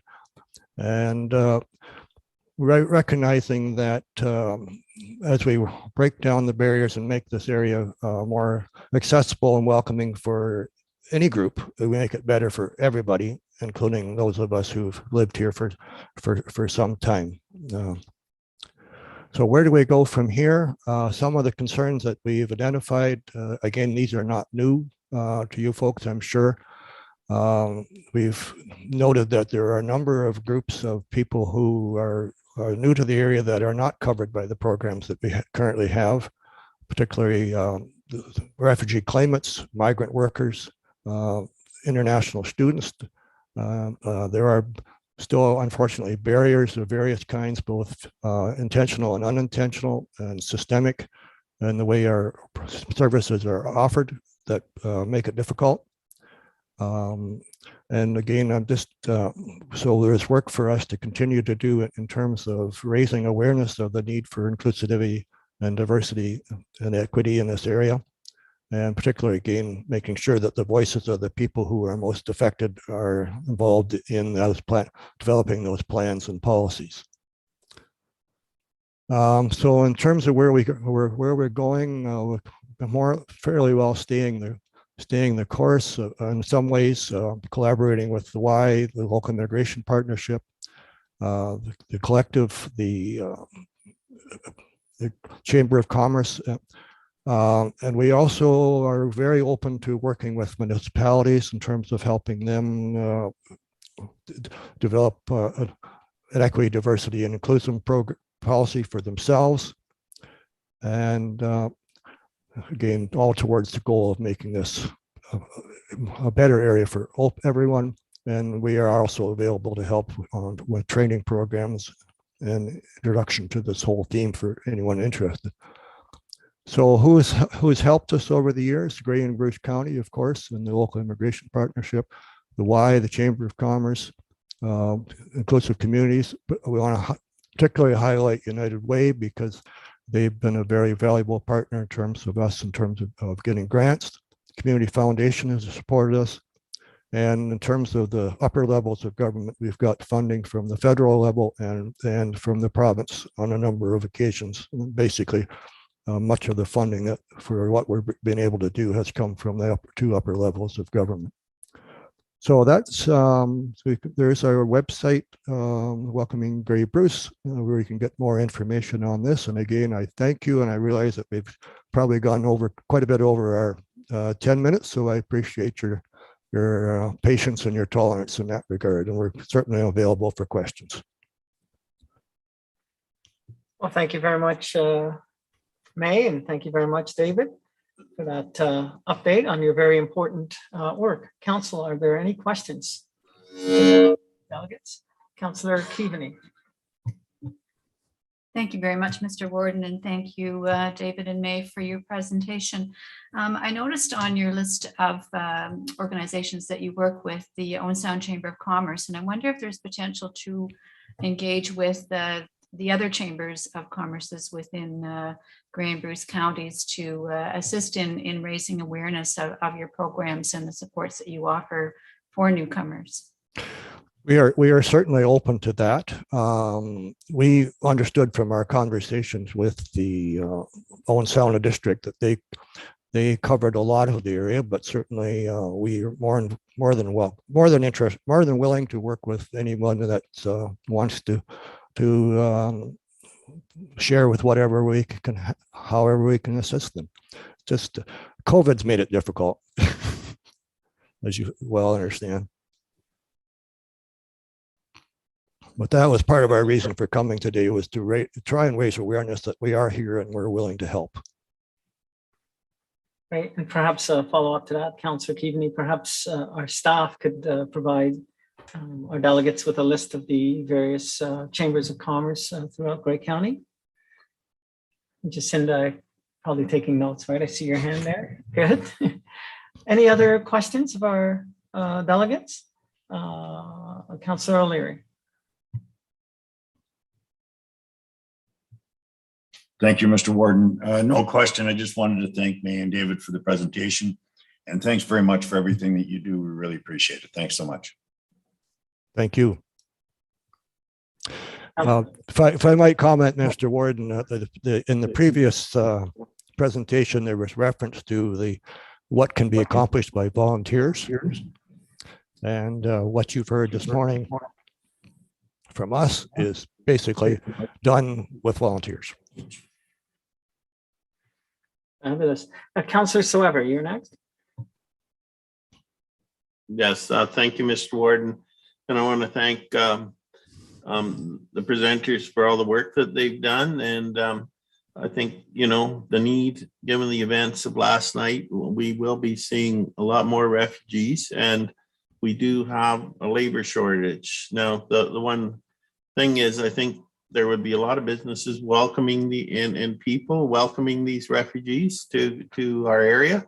And certainly my own parents came as refugees.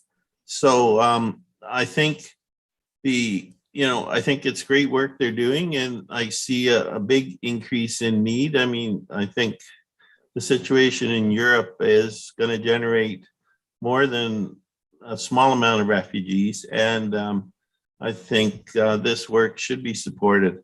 In terms of partnerships, we in the Blue Mountains, for some reason, fall under the Simcoe Muskoka United Way. So I would urge them to reach out to the Simcoe Muskoka United Way as well, and a lot of the social services in the Blue Mountains are provided by volunteers like yourselves, the Beaver Valley Outreach. So I'm just wondering if they've had any communication with them.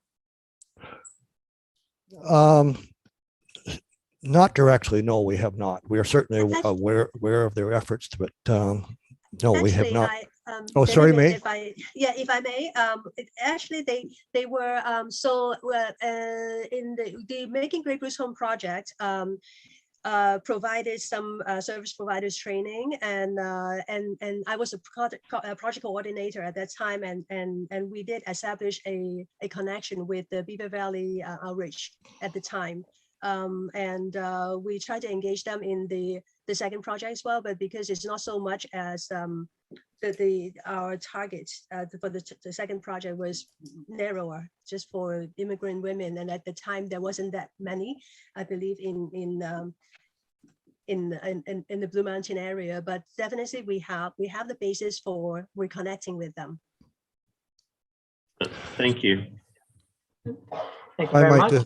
If I might just add a comment to that, that's one of the challenges of doing this kind of work is to get to know everybody that's out there that's doing something that intersects with what we want to do, and it's an ongoing challenge. But you know, the LIP is certainly helping in that regard, and we are doing whatever we can to make those connections. Well, absolutely, Dave. I don't see any other hands, either online or in the room. I have one last question, if I might. You mentioned that international students are not eligible for your services. And we know that Georgian College has a number of international students. We met with them and they have expressed challenges. Why is it that they are not eligible for your services? It has to do with the criteria that were set by the funding agency, which was the Immigration, Refugees and Citizenship Canada, and for the services available from the YMCA, the settlement services. People have to be permanent residents primarily, or accepted refugees. So the groups like migrant workers and international students don't fit the criteria of the funder. Off the record, the Y certainly will do whatever they can to help anyone who comes to them. But they've also made application to the province for funding to try and close that gap, but we haven't heard yet whether they've been successful in that regard. We're just still waiting. And on the employment theme, they do have a small project that's working with employers to try and address what can be done to make it a good fit. Well, thank you, David, and thank you, May. And you can't see in the room, but our staff are on their feet, so I'm anticipating that they'll have some input on that last question. But I want to thank you for your time and for your update today. We really appreciate it. Well, thank you very much. It's been our pleasure, and we're looking forward to continuing our collaboration with Grey County. Thank you, sir. Okay, we're going to be turning to item 5. Oh, Savannah, sorry, go right ahead. Sorry to interrupt there. I just wanted to make a note about the Georgian College, because David is correct and we struggle with the same thing through the GB LIP. But as you'll remember, we did bring a report to council that you graciously supported, where we were able to support the development of a position at Georgian College specific to support international students. So Madison Kittle did start full-time in January, so she's now 6 weeks into the job, and that support is finally coming into place. And that was thanks very much to County Council and supporting half of that position. That is no longer a one-year contract. It is a permanent, full-time, go-forward position that Georgian is completely committed to help make these connections better and provide that support. So just wanted to make that note. Excellent. Thank you for that, Savannah. And Jacinda, I saw you on your feet. Was there something that you wanted to add? It's been added. Thank you. All right. So we are now turning our attention to item 5B. Sorry.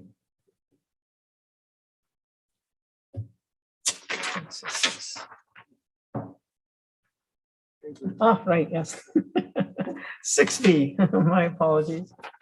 Which is the update on the Grey Bruce Local Immigration Partnership. That puts the PCAP on deck. I need a mover. The item on the floor, moved by Councillor O'Leary, seconded by, looking for somebody online so I can include you all, Councillor Clumpus. The PCAP?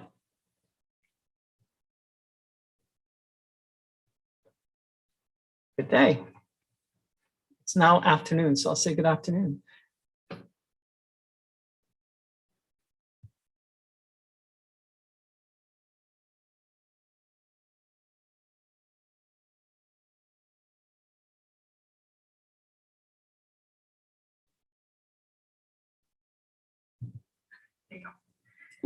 Thank you, Mr. Warden, and good afternoon, County Council. Thank you so much for your time today. And I know it's afternoon now. So we would like to share that the funding agencies, which is IRCC, covers our program delivery, as well as 2 county staff position, GBLIP staff positions, myself as the coordinator, and Haley Moody as the facilitator.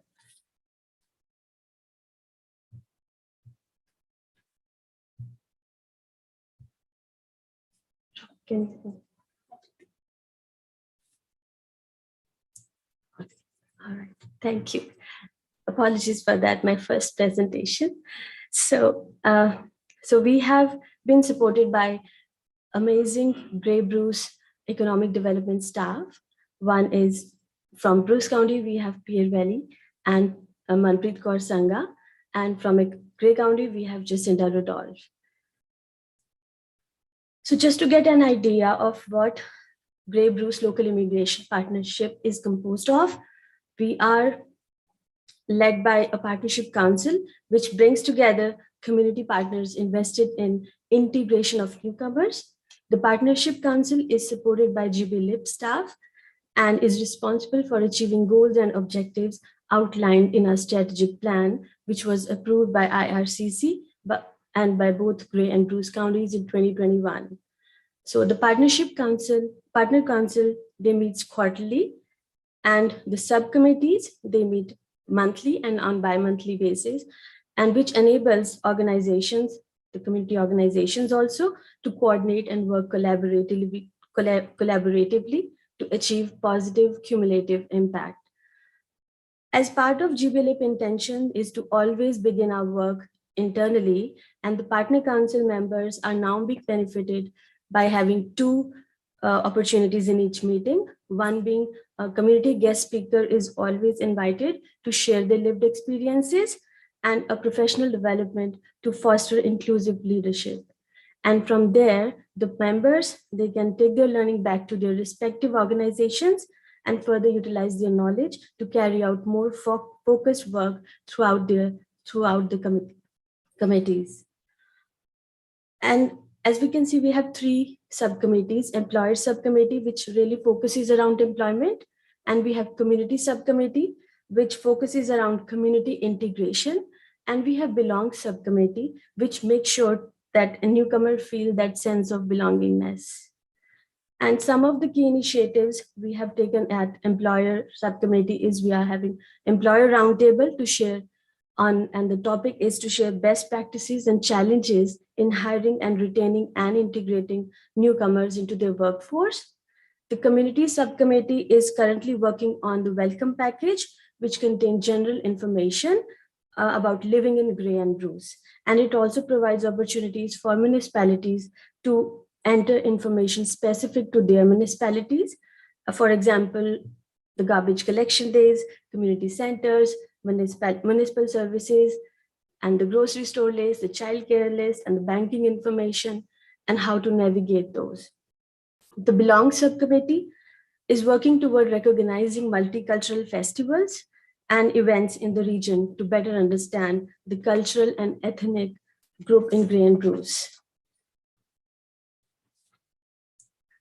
So the purpose of GBLIP is to support the unique needs of newcomer in the region. And in 2021, the settlement strategy and action plan were created. So in that strategy, we identified 4 foundation pillars we need to work on. And we are working on building capacity by developing and implementing an inclusive leadership roadmap, training resources to support the development of inclusive and equitable workplace practices in different sectors.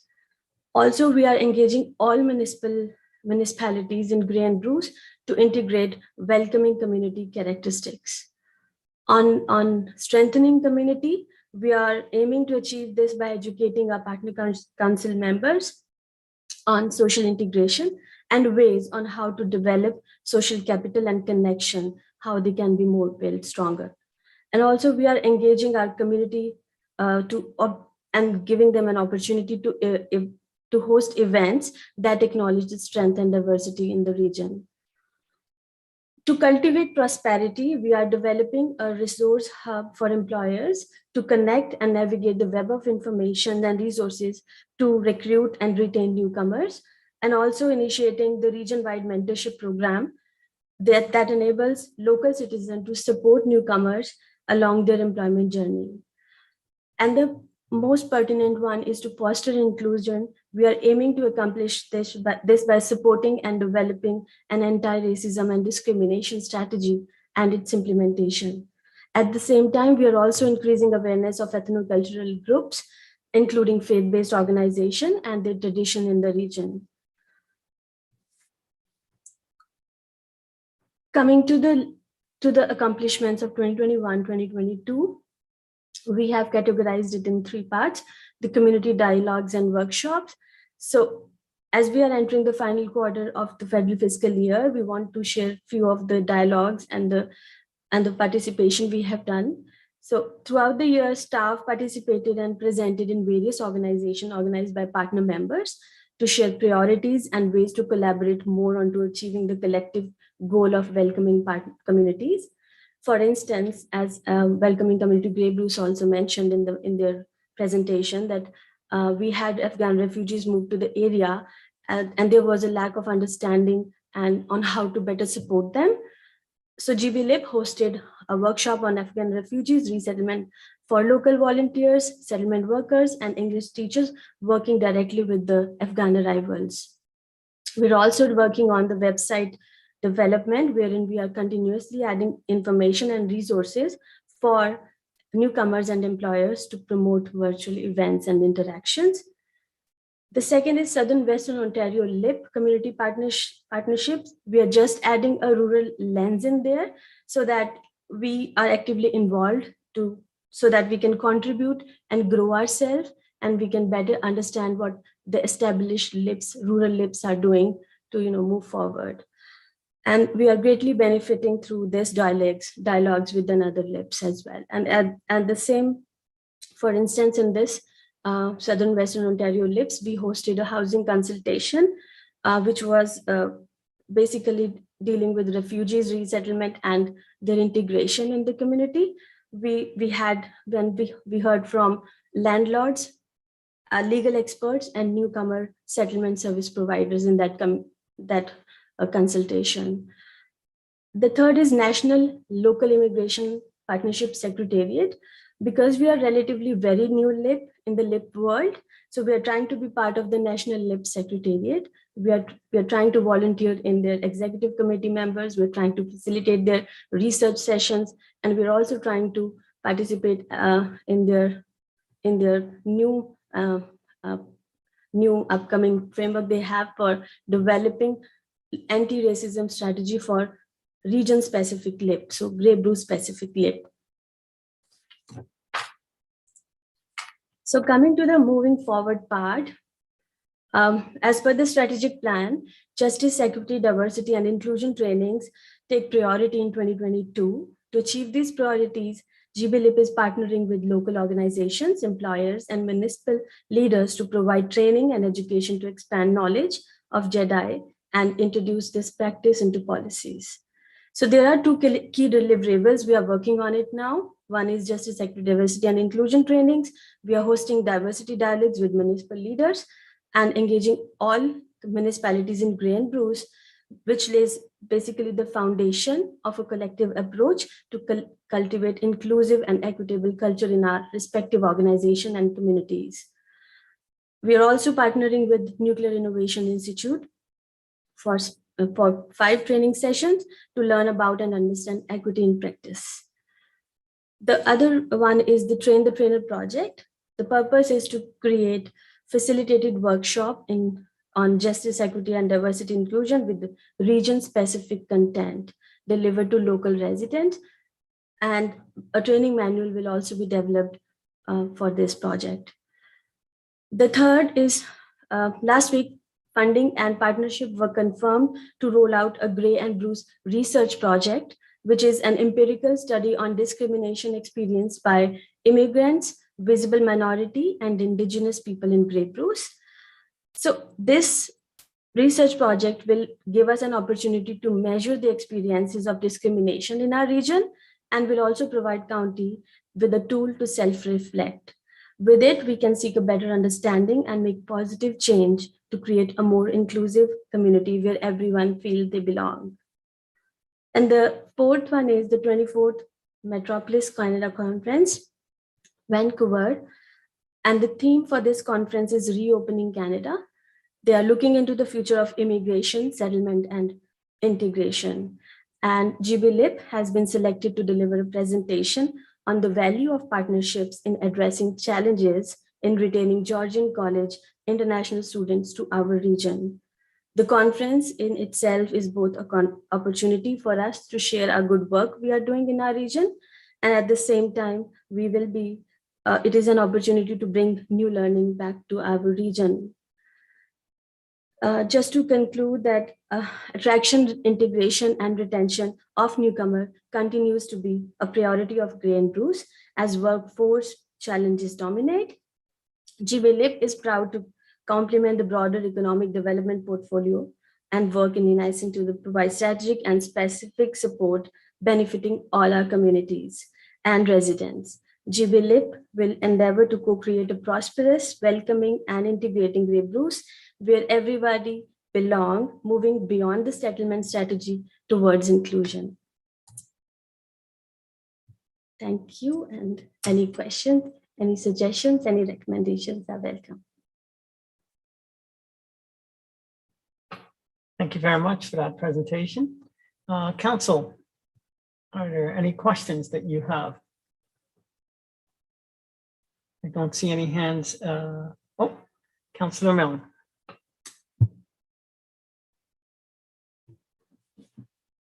Thank you, Mr. Warden, and thank you very much, Deepika. Is that right?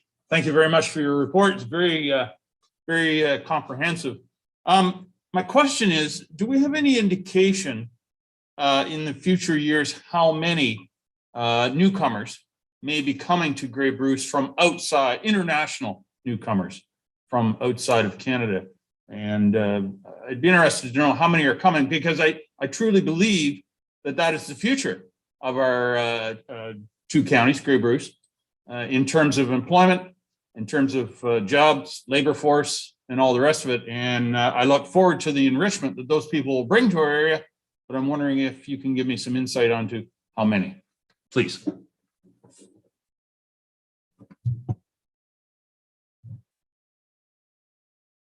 Through you, Mr. Warden. Thank you, Councillor Mai, for the question.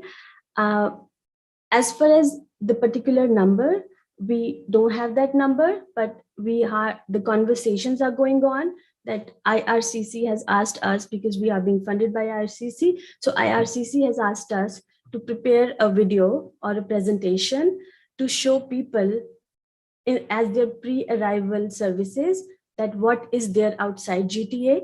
So we are preparing that video just to submit to IRCC so that they show Afghan refugees who are coming up here or immigrants here that what is there outside GTA. Because as an immigrant who land in Toronto Pearson, they tend to settle there because they find their community there, they find the grocery stores there, they find their faith-based organizations there. So they tend to get comfortable with the job, even the survival jobs they are getting there.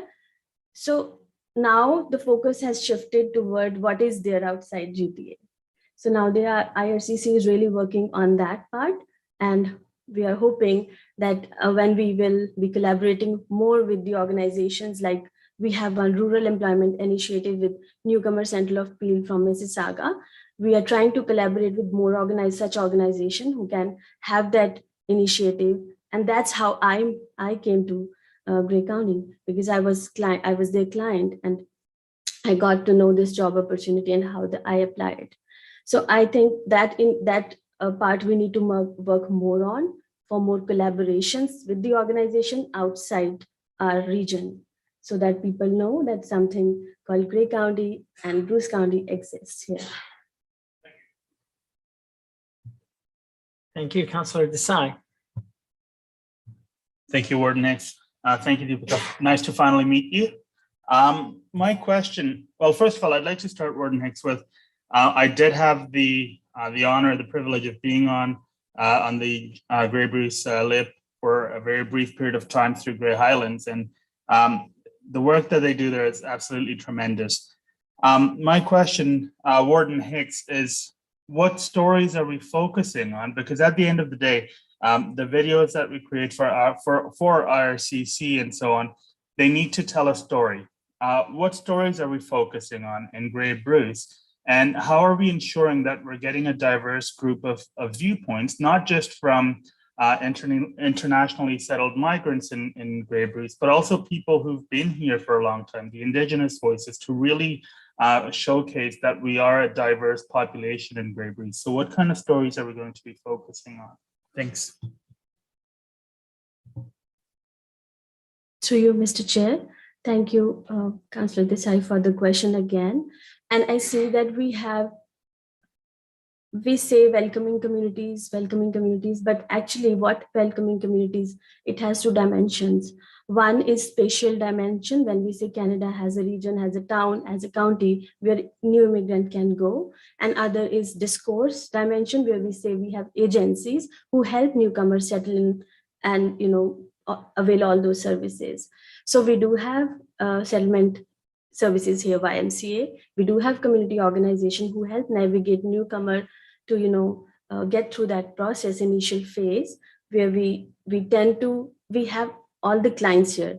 Like recently we got to know that YMCA has 200 and something clients. I am not sure with the exact figure for the new immigrants, and we are continuously following up, and we are collaborating basically with them on that note. And we are trying to focus on the immigrants who have been here like less than 5 years, because IRCC has their new immigrants condition as less than 5 years.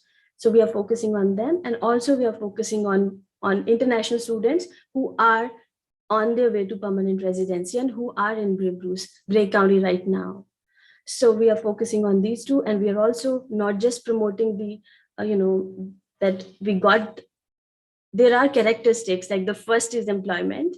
In the welcoming community, we have 17 characteristics, and the first top 3 one being the employment, and the how we foster social capital, and if we have affordable housing. So we're really trying to work around those 3 areas. Like I would happily be part and volunteer of that video saying that I happily got a house here, even though it was stressful, but then I got it. So all these international students, and if we have religious-based organizations, like we have Muslim Association here in Grey County, and all educational opportunities considering Georgian College here. So all these factors will be taking the welcoming community characteristics in our video.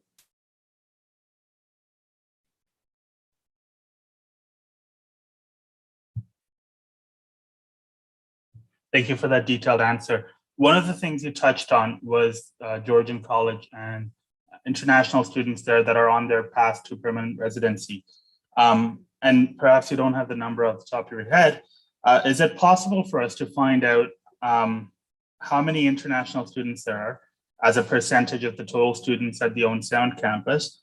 And out of those, what percentage of those are applying for a permanent residency, and what percentage of those intend on continuing to stay in Grey Bruce?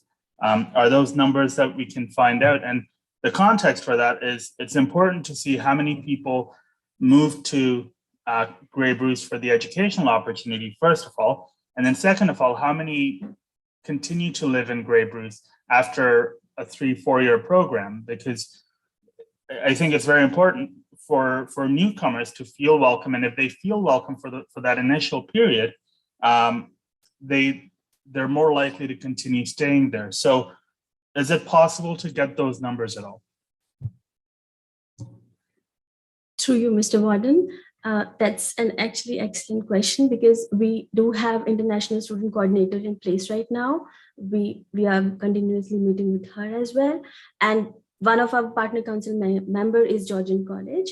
So we can certainly get those numbers and percentages for you, and so that we can, better work on them to stay here rather than they going in Toronto finding jobs.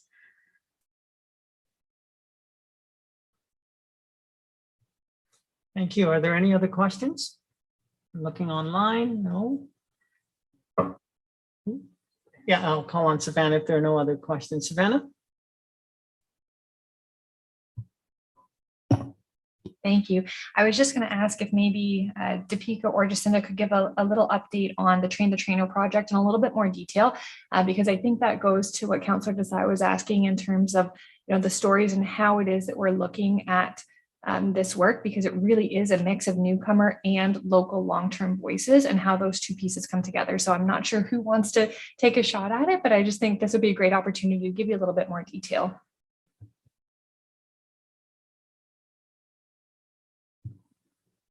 Through you, Mr. Warden.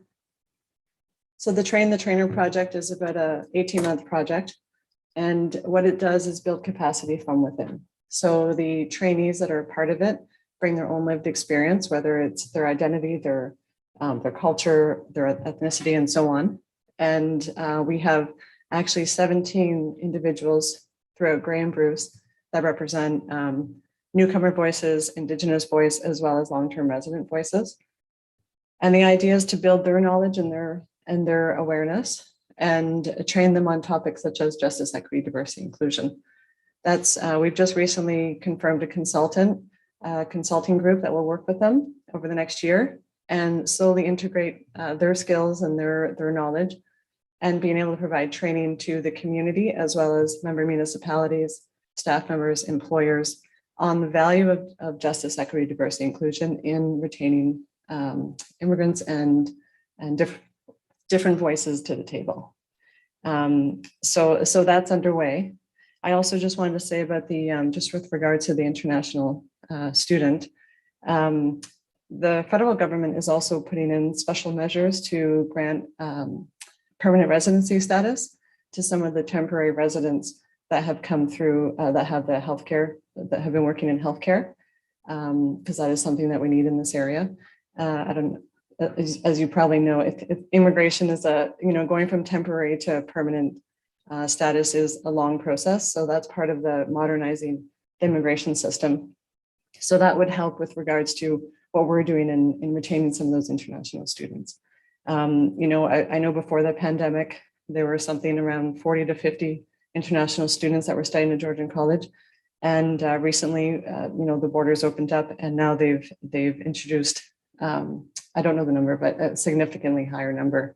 And they're also looking at attracting nursing students from outside of Canada, because there weren't as many. There are a lot in power engineering, and we also need the infrastructure to be able to retain some of those skills we're working on. And then also nursing students. There are more nursing students, international students in the nursing program than there were before, and that is definitely a need in our area around workforce needs.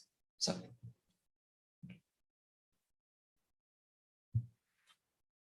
Thank you very much. Councillor Desai, go ahead. Thank you. You mentioned, Jacinda, through the warden, you mentioned the special measures put in place by the federal government.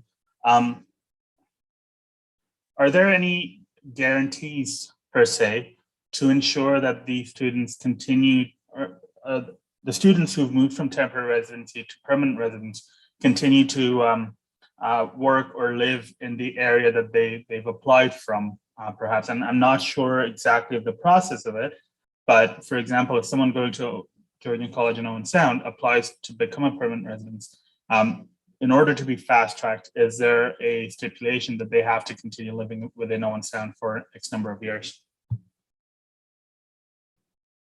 Through you, Mr. Warden. I have to say, Councillor Desai, that the guarantee is really around whether we are welcoming communities, whether we have those supports and those networks, and we have the integration piece into the community, not just the workplace.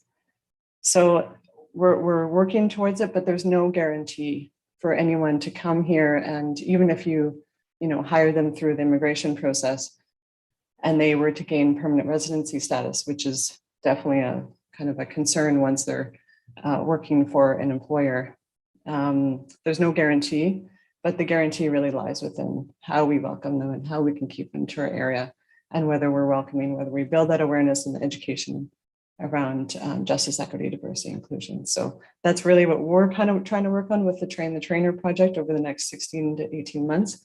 And not just have GBLIP or welcoming communities or settlement, it's also residents and member municipalities and their staff as well.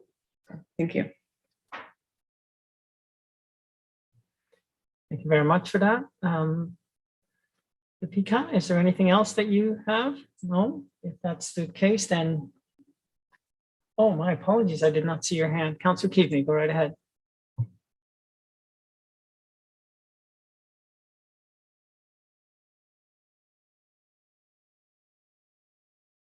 Oh, it was on and then it was off. Okay, I apologize.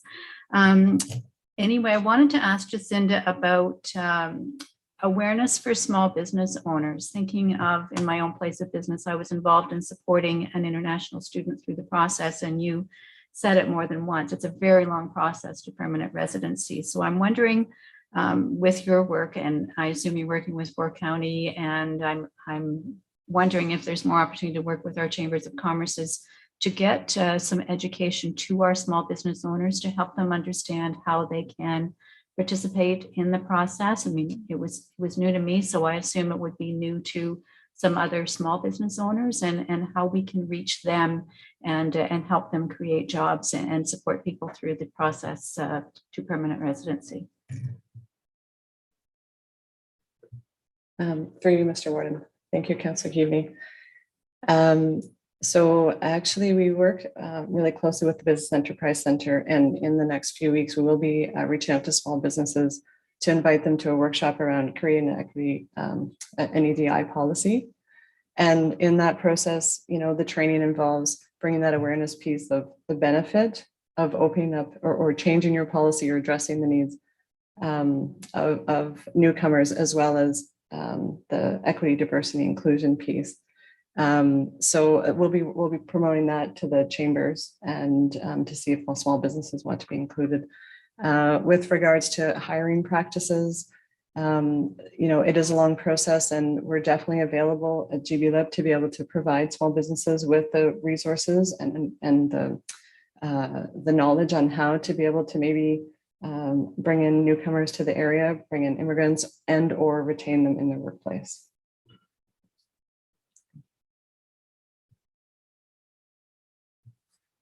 Okay. Thank you very much. I don't see any other hands. Hopefully I'm not missing anyone. That's very good. I'll resist the urge. I was going to make a comment about the Jedi training, but I'll really resist the urge. Deepika, anything else for you? Am I pronouncing your name properly, by the way? Is it Deepika or Deepika? Deepika. Thank you. And congratulations. So you've now finished your first presentation to council, and you did a great job. Okay, council, it's time to call the question. All those in favor of the motion to receive this report? That's everyone. Thank you very much. No one being opposed, that's carried. All right, so council, I am in your hands now. We have two items remaining to deal with. One is the planning approval delegation, and then the one item that was pulled from the consent agenda. So option one is we break now for lunch and come back and deal with those two items. And option number two is we push on, complete the two items, and then break all together and we can have lunch. So how many people would like to break for lunch now and then come back? I see no hands in the room and 2 hands online. So with that said, it seems to be the majority of us. For the people who had their hands up online, do you need to maybe take a really quick break or anything like that? Yes? Yeah, so why don't we do that? We'll take 5 minutes, let's say. So it's now 12:31. If we come back at 12:36, it'll give everybody a chance to have a quick break, and we'll come back and finish up those items. Okay?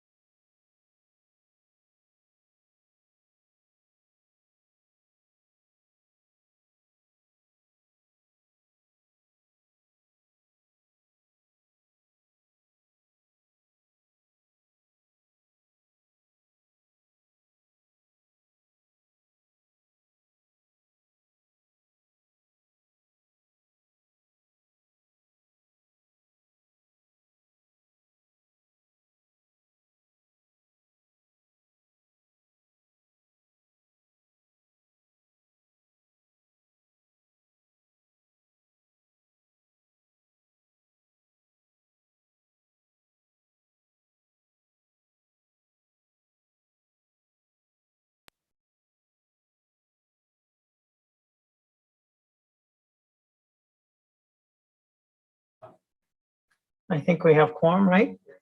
Rob, are we good to go? Yes, thank you. Just get us back. I forgot to say sharp when I said 12:36. All right. We're going to be dealing with item 6C, which is the planning approval delegation that puts Scott, I believe, on deck. I need a mover to get things going here. Councillor Gamble.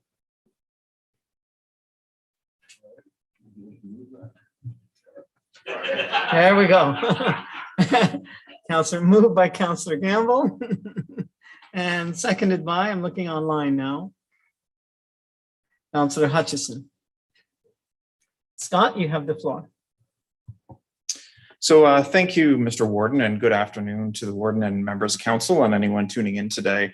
It's been a morning full of some really good news stories, and now we have a 35-page planning report before lunch. So I apologize in advance, but I will say that this report has been a team effort, and there's been a lot of people that have reviewed and provided input into this report, from Kim and Randy and Michael Letourneau to various members of planning staff, to the discussions we had with municipal planning staff, as well as the surveys that were filled out. So we're really appreciative of all the people that provided input in this regard, including the comments we heard from both municipal and county councillors as part of the survey process.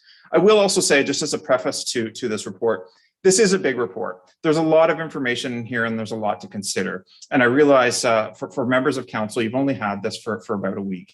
So certainly staff are here to present the report today. We're here to answer any questions you have. But if there's some notion that you'd like more information or you'd like a chance to speak more with municipal staff, then certainly staff are happy to work with you if there's a deferral here today to get any further information you need, or to facilitate any of those further discussions. So it is a big report, it's a big subject matter, and we're happy to do anything we can to support council's decision-making in the future in this regard. So with that, I'll just go through some of the highlights of the report. As council may be aware, this came about as a resolution from the October 8th, 2020 Committee of the Whole session, whereby there was some correspondence from Blue Mountains asking for some potential planning approval delegations. And the ultimate motion that was passed that day was a little broader, to look at it county-wide, not just Blue Mountains. So that's what we've done. I will say in this regard as well that delegation of planning approvals are nothing new in Grey County. Years ago in the 1990s, the province delegated subdivision and condominium approval authority to the county. And then around the time of amalgamation, the county delegated land division or severances to member municipalities. So this is something that has changed over the years. And it's certainly something that, depending on council's decision going forward, could change again in the future. I will say, with respect to the current state of approvals in the county, 8 of our 9 member municipalities are very similar in that regard, in that either the local councils or local committees of adjustment approve things like minor variances, consent applications, zoning bylaws, zoning bylaw amendments, and holdings and site plan control in that regard. And then the county generally approves new municipal official plans, municipal official plan amendments, subdivisions and condominiums, and county official plan amendments in that regard, save and except for 5 or 10-year reviews or new county official plans. Owen Sound is treated a little differently in this regard. And the reason for this is because prior to rejoining the county at around the time of amalgamation, Owen Sound had delegated authority to approve subdivisions and condominiums. And so when they rejoined the county, they did keep that authority. So that's why there's been some changes in how those approvals look in this regard. I will say, with respect to the legislative framework, the county is legislatively required to have a county official plan, and the county has had that official plan in various incarnations in effect for a number of years. Municipalities have the option of having their own municipal official plan. 8 of our 9 member municipalities have chosen to adopt official plans, but they don't have that same requirement that the county does in that regard. In that regard, the county also has delegated authorities from the province with respect to reviewing and commenting on municipal applications and municipal planning documents from a provincial perspective under their municipal plan review process. So in that regard, county staff are obligated to review those applications and policy documents to look at matters of provincial interest under the Planning Act and to be consistent with the provincial policy statement in that regard. In the report, there's a couple tables. The first summarizes the approvals that I've just gone over, and the second table summarizes the existing staffing levels in planning departments across our member municipalities. And we focus specifically on the number of planners employed by our municipalities. And so that's not including things like administrative support. It's not including technical support that you might find from a planning technician, such as geographic information systems support and other duties that they may have. And I will say, even within that table, you'll see that there is a wide variety of planning resources across the county, from those municipalities that have fully staffed planning departments to those municipalities that actually don't have any planners on staff and employ contract services or divvy out some of those tasks to other staff in that regard. The key takeaway there, though, is that there is a broad range of resources, but in many cases, those planning resources aren't doing just development review or development application planning. There's lots of planners across the county that have other duties as well, from overseeing building and bylaw departments to wearing joint hats in terms of planning and economic development. And even in our own county planning department, of course, we have planning, but we also work on the forestry and trails portfolio too. So the numbers are a little bit deceptive just to see on the paper. I just wanted to add some caveats to that. With respect to the current planning approvals process, there's really three main types of applications that have a public process associated with them that county council or county committee of the whole is the delegated approval authority for. And those are subdivisions and condominiums. And I'm going to use those two terms somewhat synonymously because the process is very similar for the two of those. There's county official plan amendments and there's municipal official plan amendments in that regard. I will say that most often when we have an application at the county level, whether it's a subdivision application or an official plan amendment application, there's quite often a partner application at the municipal level. So if we have a subdivision application, there might be a rezoning at your municipal table as well. And so most often those applications are submitted jointly. They would submit to the county and member municipality on the same day. And then staff between the two municipalities would work together to process those applications in an efficient manner. And there's ongoing dialogue and coordination and communications, actually even from the pre-submission process. So if we get an inquiry at the county or if you get an inquiry at the member municipal table, quite often we'd convene a quick meeting between county staff and municipal staff to talk to the developer about what might be required going forward into the development review process. And so municipal staff would be speaking on behalf of both their own municipal planning departments, but also speaking on behalf of partner departments in your municipalities. So it might be your transportation or engineering staff, or it might be things like Parks and Recreation. And similarly, when county planning staff are at that table, we're representing not only county planning, but also working on behalf of some of our other county partners, like transportation services or economic development or our county housing staff in that regard. Some municipalities have chosen to go with a development review committee, which formalizes that inquiry process, and others do it on a more ad hoc basis, whereby they pull together a meeting as soon as we get an inquiry in that regard. Once the applications are received at the county and municipal tables, we would work together with municipal staff to determine whether or not we have what's called complete applications. Quite often, both the county and the municipality would each delegate a staff person to be the lead on that application. And then we, as county staff, would work with that municipal staff member in that regard.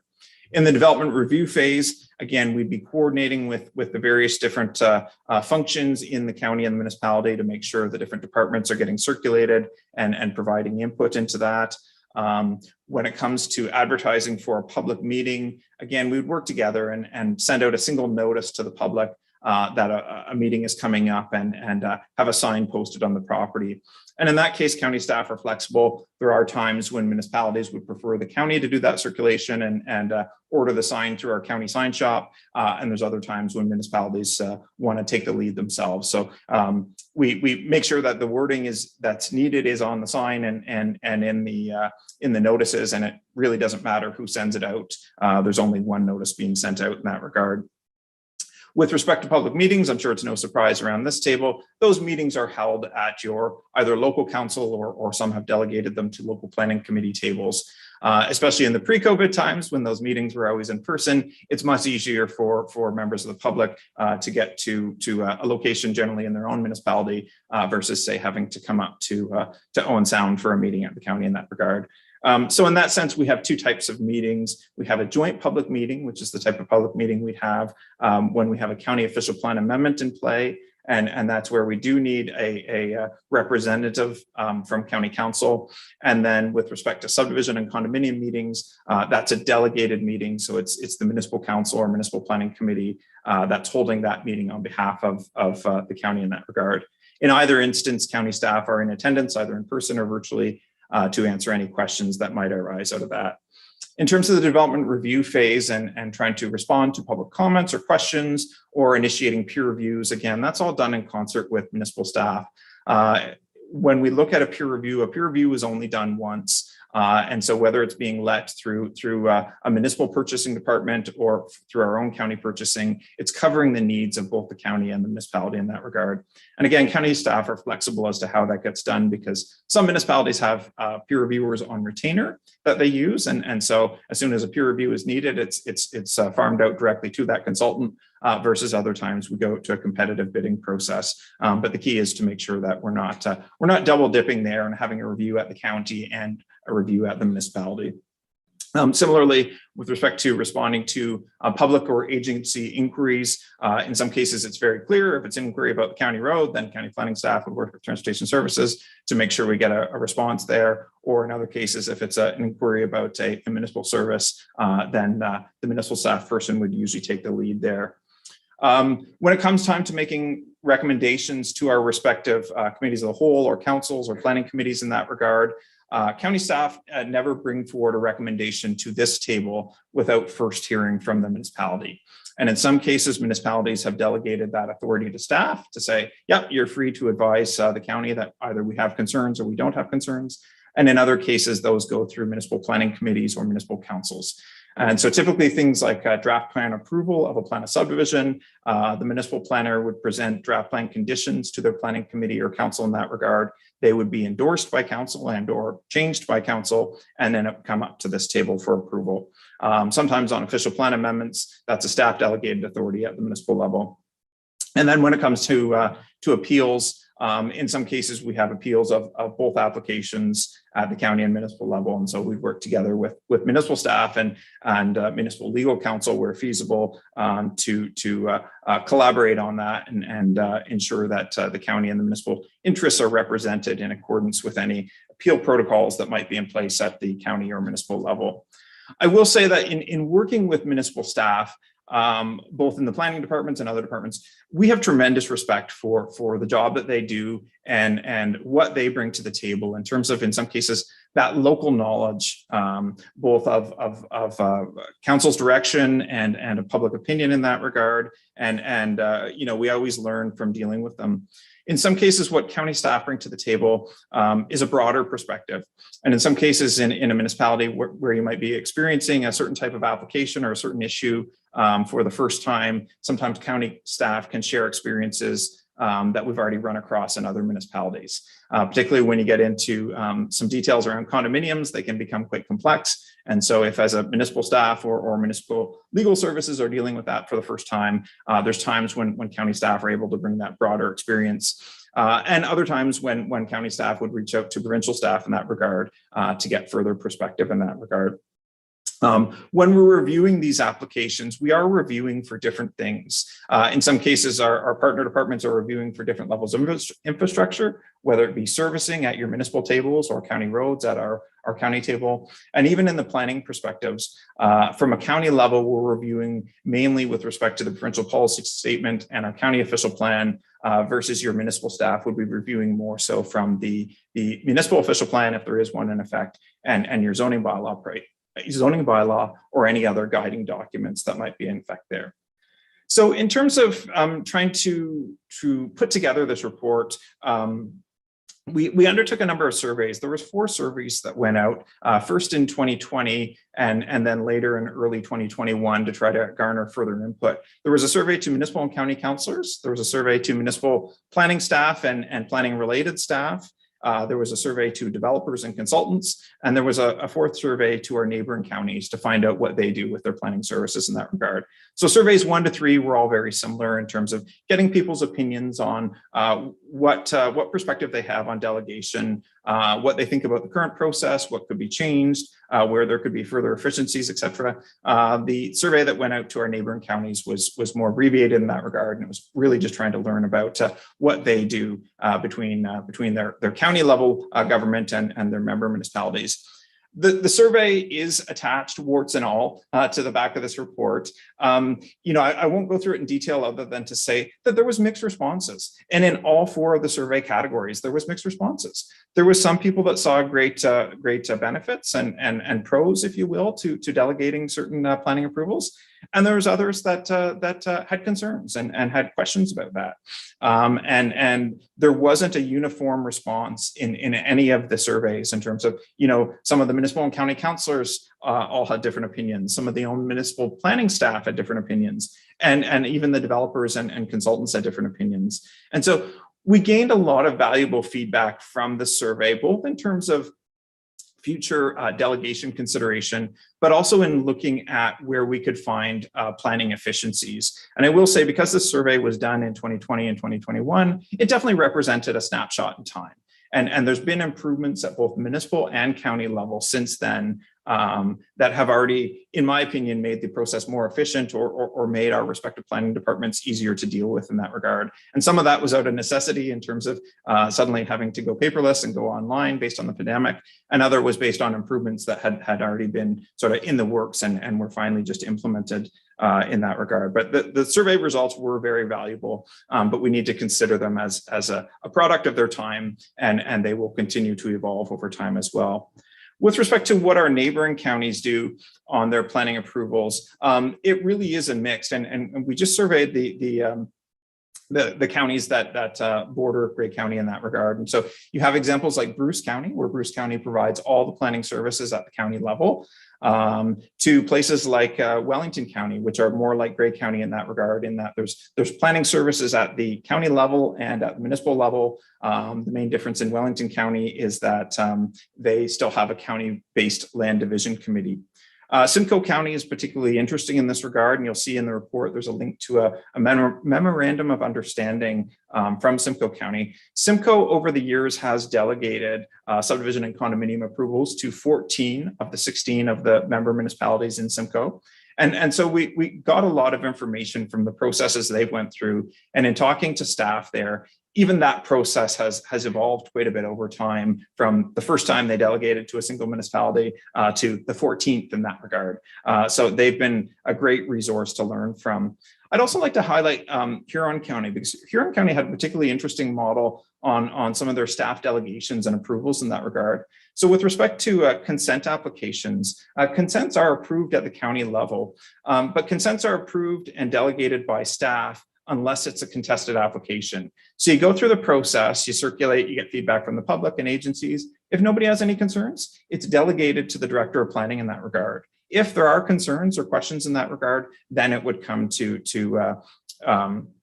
county council in that regard. And so I think this is a great example of maybe where the province is seeking for counties and municipalities to go in that regard, to look for efficiencies in the process. And are there certain types of approvals or certain types of applications that maybe can be entrusted to staff? And then there's other processes where we still certainly want council's approval on.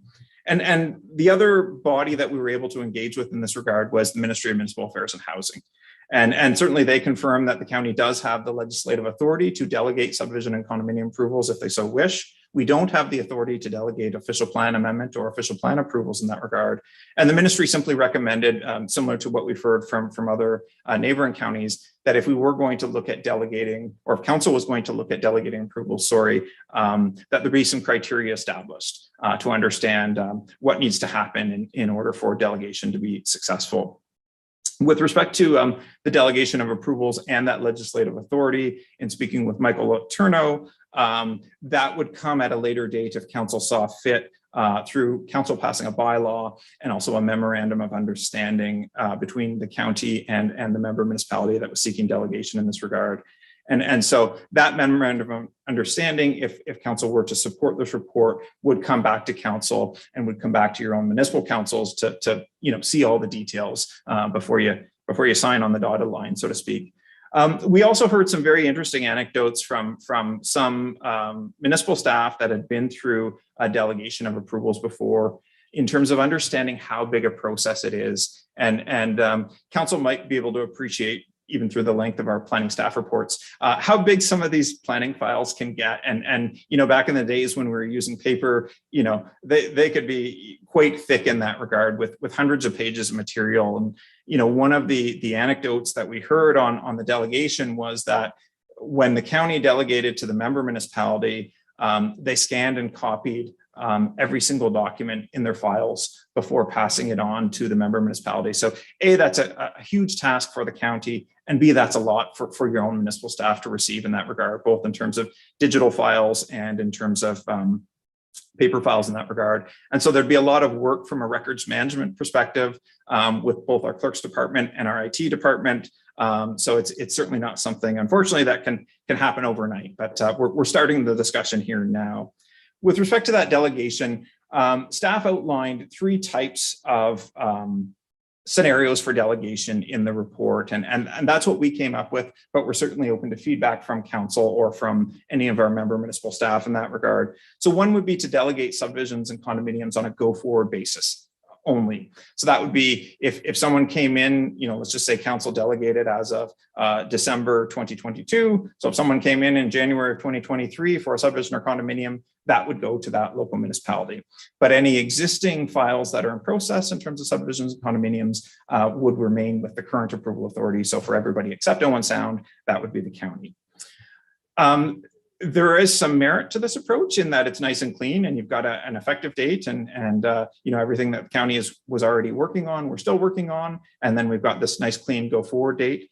The challenge staff see with this particular approach is with respect to confusion from both the public and from the development community on longstanding developments.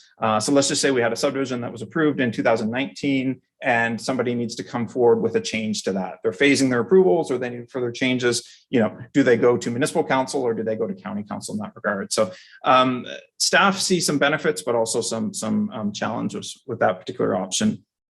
With respect to option number 2, that would be delegating both on a go forward basis as well as on a retroactive basis. So whatever that magic date became, again, if council were to decide that December of 2022 is the magic date, at that point, the municipalities would receive a large delivery of files, both digitally and paper copies, and they would be the approval authority there forward.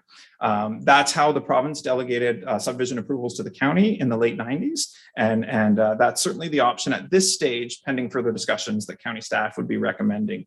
There are, of course, some challenges to this option as well. I touched on already in terms of just the sheer volume of files and of paper and digital files and everything else. But there's also challenges in terms of some of those files that we have in process already. So if the county were to have begun processing a planning application, what happens to the fees and the deposits that the county has already collected? What happens with respect to the legislative timeframes that we have to process that application under? Will municipalities be able to pick up that application and still process it in an efficient fashion in that regard? The other challenge there, and actually one of the delays for taking so long on this report, is we've still got a lot of what we call legacy subdivisions and condominiums. In some cases, older approvals that date back to the 70s, 80s, and 90s from when the province was the approval authority that either have no approval yet or have a draft approval with no lapse date. And so county planning staff are working with municipal staff as well as our own legal services staff to look at options for for lack of a better word, for cleaning up some of these older files. In some cases, it might be a development that's no longer feasible. In other cases, we might need to reach out to the developer and just say, hey, listen, what can we do to work with you to revive this one, to make it happen, kind of thing. And in other cases, it could be a case of the developer has since sold the land, and the person who bought the land doesn't even know they have a planning application in process. And that becomes a complicated process, not just because of the volume of the files, but because of the changes in legislation over the years. And in some cases, in order to determine what happens with those files and any appeal rights associated with those files, it dates back to the Planning Act that was in effect on the day that the application was submitted. So it's not a quick process. So long story short, we haven't figured out a strategy for this yet. But that's something, if we were to delegate, we'd want to work with member municipal staff on in terms of dealing with some of these legacy approvals in that regard. The other concern with the retroactive basis delegation would be if we have a subdivision or condominium that's actively under appeal right now, where the county is a party before the Ontario Land Tribunal. So we'd certainly want to discuss that further with both municipal staff and municipal legal services to see what that would mean. It might mean that the county remains a party until the Ontario Land Tribunal has rendered their decision in that regard. And then finally, the third option would be sort of a hybrid approach. It would be delegating retroactively and on a go-forward basis, but to a certain date. So it might be that your municipality approved their new official plan in the year 2017. So maybe that's the effective date, July 1st, 2017, if that's when the new official plan was approved.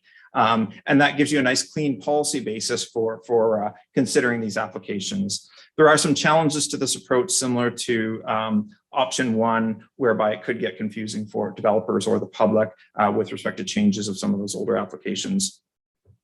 With respect to some of the criteria that county council and municipal councils could consider for a memorandum of understanding, we've outlined some of those in the report, and we've borrowed heavily from the memorandum of understanding that was shared from Simcoe County in that regard. So it's some very straightforward stuff in terms of, do you have the requisite planning staff resources at the local level?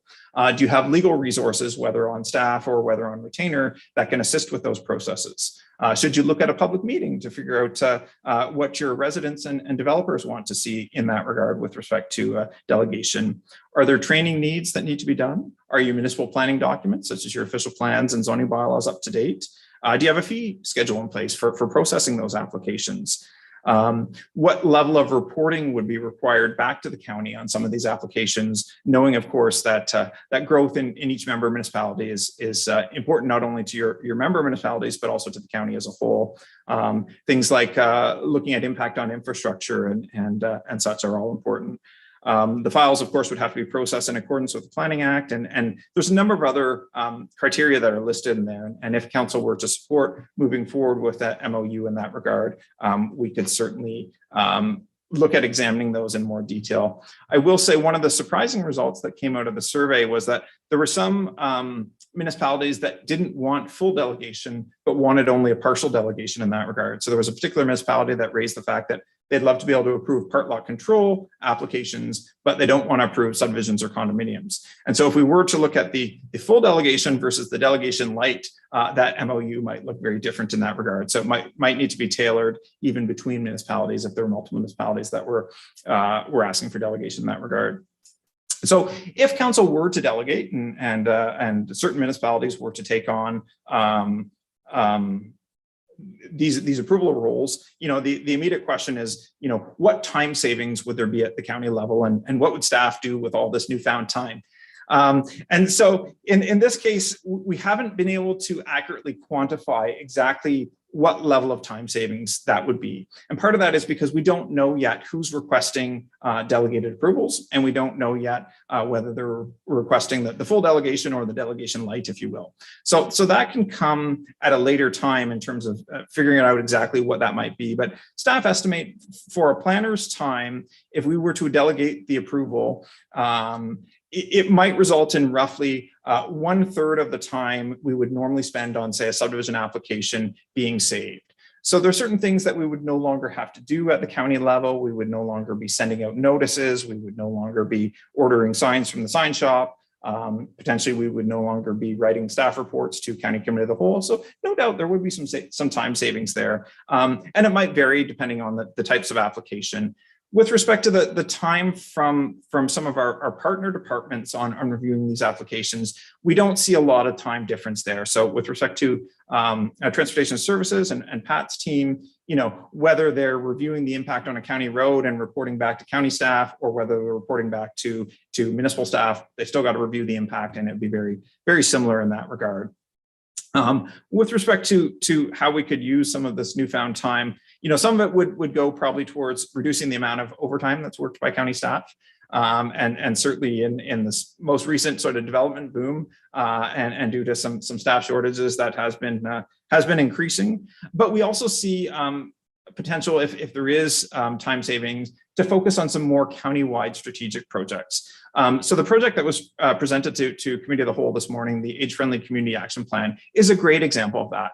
That's something where, and I have a biased opinion being a county staff member, the county took leadership there and was able to produce a report and an action plan that's going to benefit not only the county and our member municipalities, but various stakeholders across our community. And there's lots of other examples that the county has been able to collaborate on with your own municipal staff. And there's others currently in process, such as the Climate Change Action Plan, where, if we had less time being spent on some of these development review applications, we would maybe be able to allocate more time towards that. We will say that based on the current process, we would still be involved in reviewing the applications, but we wouldn't have the same level of review as we do when the county council and county committee of the whole are the approval authority in that regard. One of the other questions that's been raised throughout this whole delegation process, and it's been raised, I've heard it a few times by residents and by ratepayer groups, is the potential for conflicts between the decisions of your own municipal councils and county. As staff, we can't find a single instance in the past 15 years where the county has made a decision that was then appealed by the host municipality, so the member municipality. And part of that is because we work so collaboratively with your own municipal staff, and we don't bring forward recommendations to this table where until such time as we've heard from municipal staff and or municipal council. No doubt there has been some friction over the years, and no doubt there's been some times where we needed to sit down and work things out. But generally, by the time it gets to this table, there has been concurrence, and we've been able to incorporate the feedback of the municipality and municipal staff with respect to subdivision and condominium approvals in that regard. And the possibility for conflict in this regard is really no different if we have delegation or not. So if we look at some of the decisions that are made by your municipal councils and municipal committees of adjustment, such as consent applications or zoning bylaw amendments, there's clear authority there from the municipality who've been making those decisions. But there are times when the county has concerns, and in extreme cases, there has been times where county staff have had to recommend appeal of those decisions. Sometimes they've gone forward and sometimes they haven't.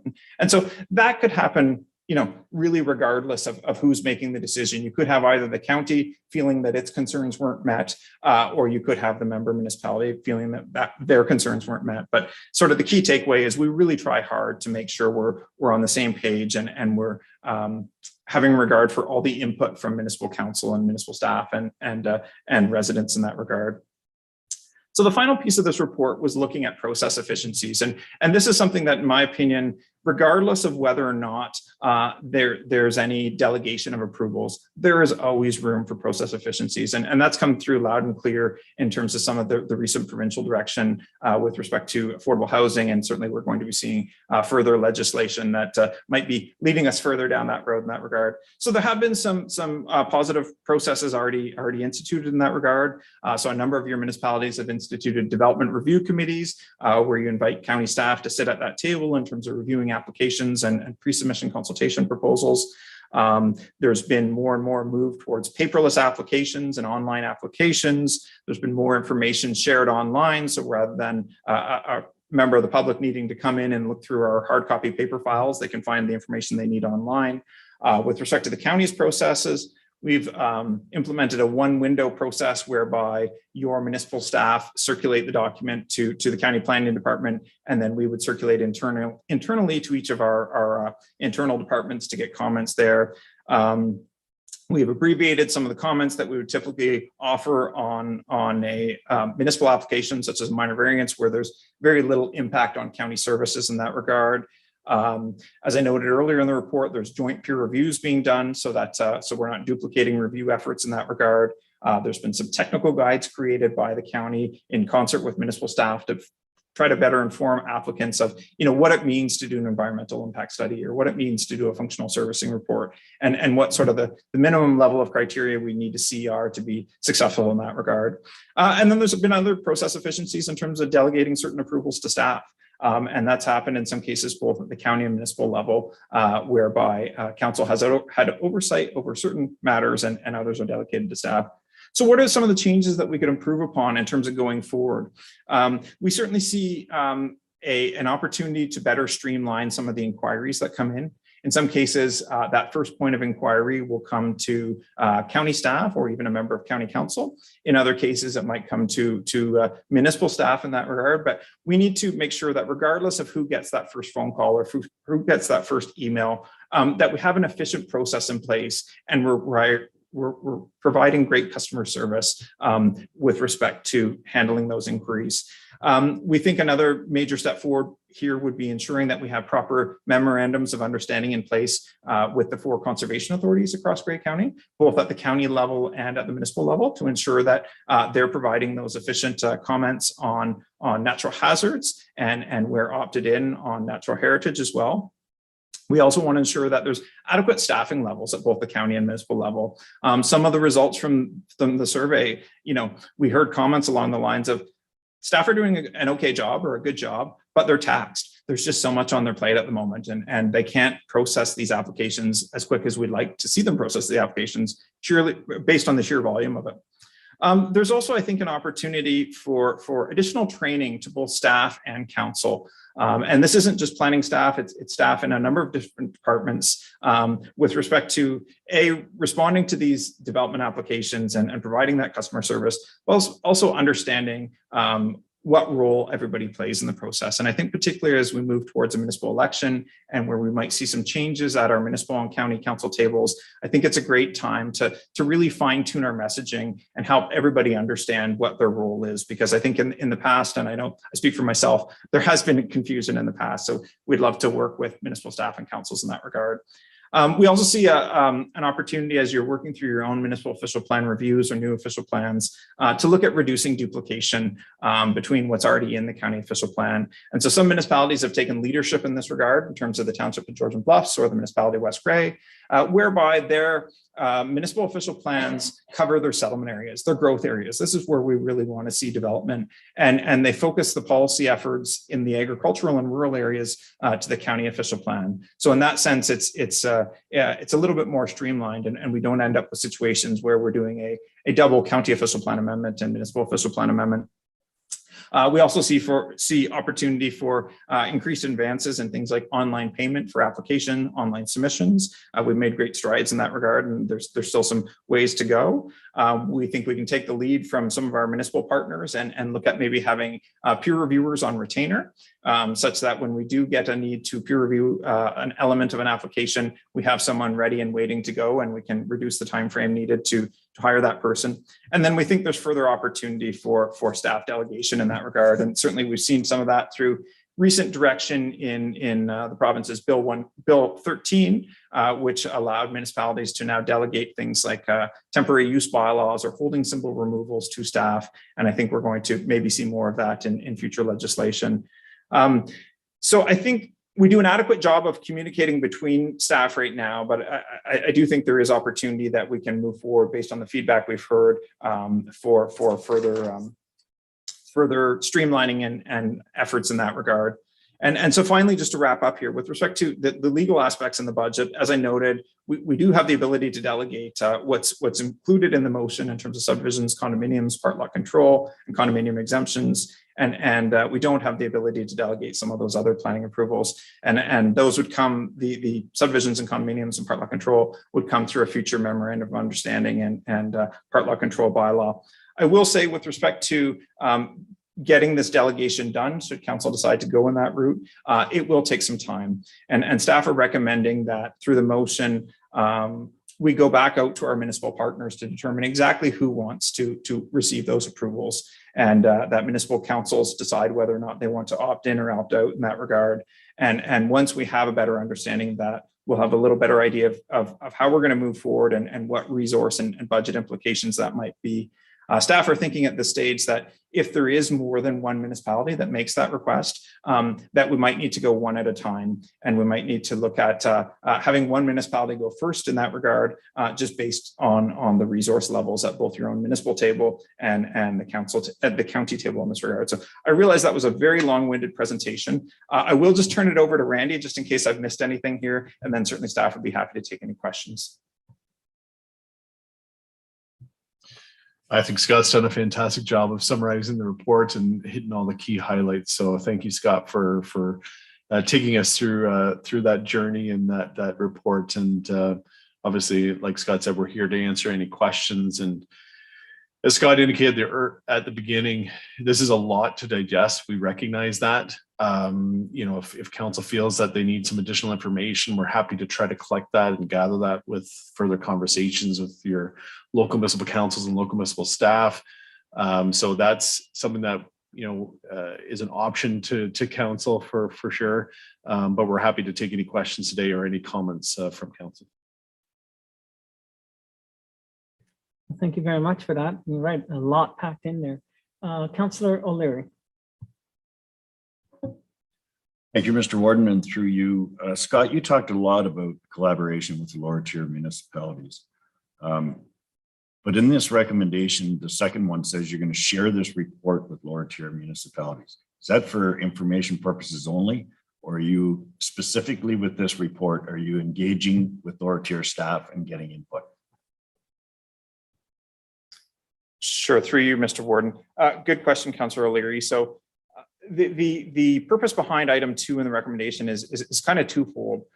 We have engaged with municipal staff pretty much since council made the original motion on October 8th in 2020. So there was a number of municipal staff members that filled out that survey, and we've had local planners meetings and other such things. So as much as anything else, we're looking to update them on where we're at in this process, give them some further information in terms of what we've been able to research and what we've been able to come across. And then depending on the direction of county council, maybe seek further input from them on what might be appropriate at their own municipal table in discussion with their own municipal councils in that regard. So I just want to be clear, you are getting input specifically for this report. You're not just sharing it with them. Sure, through you, Mr. Warden. I guess it would depend on the direction from council here today. We have gotten input leading into this report, and if there was some direction that we are to move forward with consideration of delegation, then I think we'd seek input from our municipal staff in that regard for sure.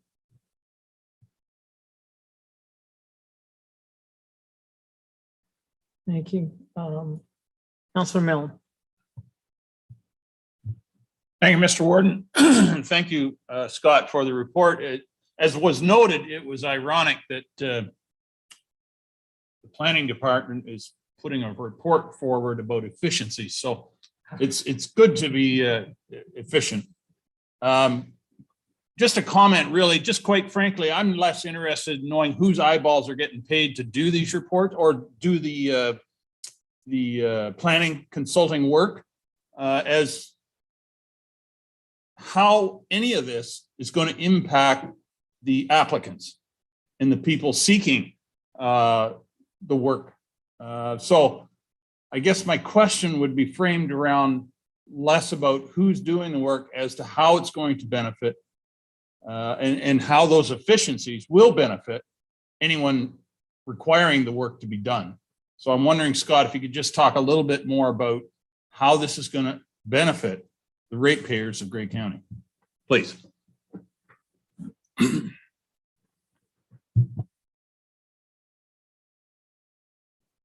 Sure, through you, Mr. Warden.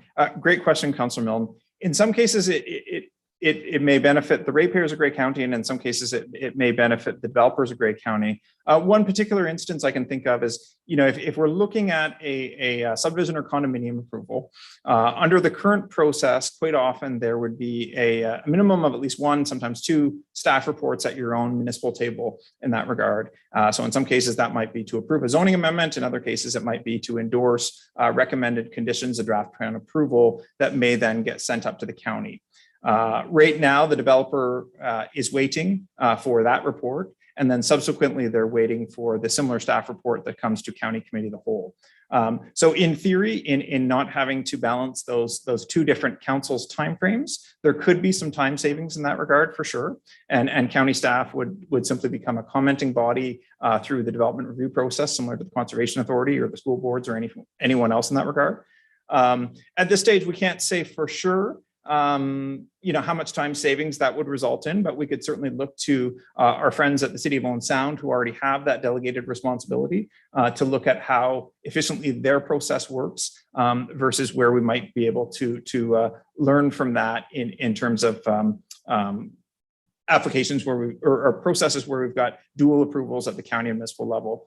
I will say that I think some of the process efficiencies recommended in this report will have an impact on time savings for someone getting a yes at the end of the day in terms of a development approval. But I can't say with any certainty just yet how much more quickly or not that would come if it was at the municipal level. And in some cases that might come down to the staffing resources and the volume of work that your municipal staff and municipal councils are tasked with in that regard. Thank you, Councillor Silver. Yes, thank you, Mr. Warden. Certainly, I want to thank the planning staff for this very comprehensive report. Certainly, it opened my eyes quite a bit as to particularly the table on page 4, where it talks about the resources that other municipalities have available, and as well as the Blue Mountains, in that we seem to have a lot of resources relative to the others, but then when I considered the dollar value of building permits, we're probably under-resourced. So, but then again, you can do anything with statistics, but it certainly seems like,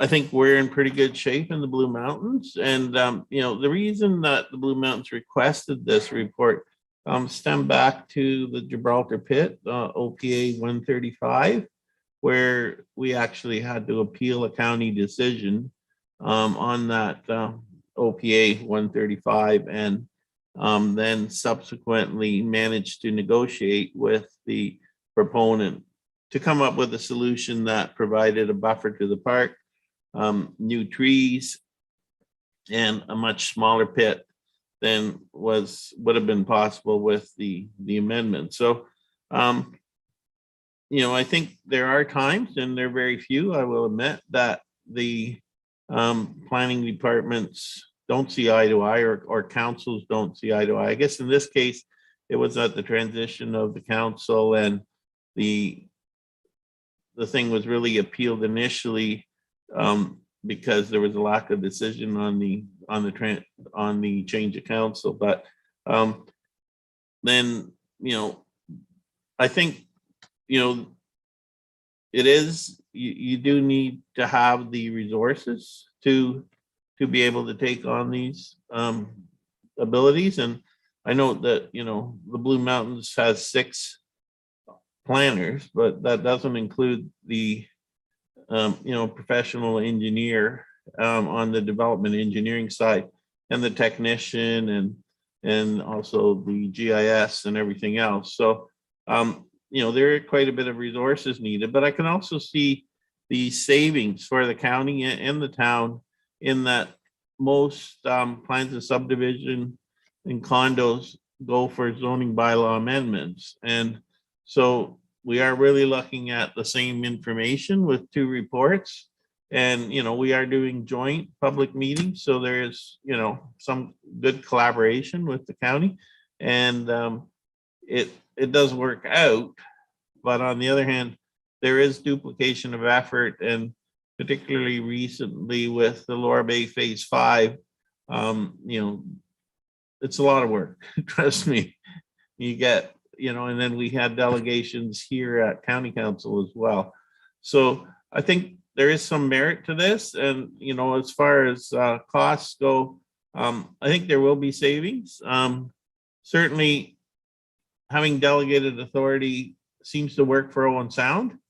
And I would point out that Owen Sound has about a quarter or a fifth of the development in terms of dollar value than does the town of Blue Mountain. So, you know, we do have some economies of scale in that we have a lot of units. So I think it's worth pursuing to look at it.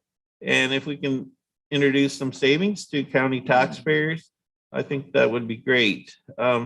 The one thing that was mentioned, and perhaps we staff could pursue that with the province, because the province had also identified that in their recent housing report, is these open applications that never expire.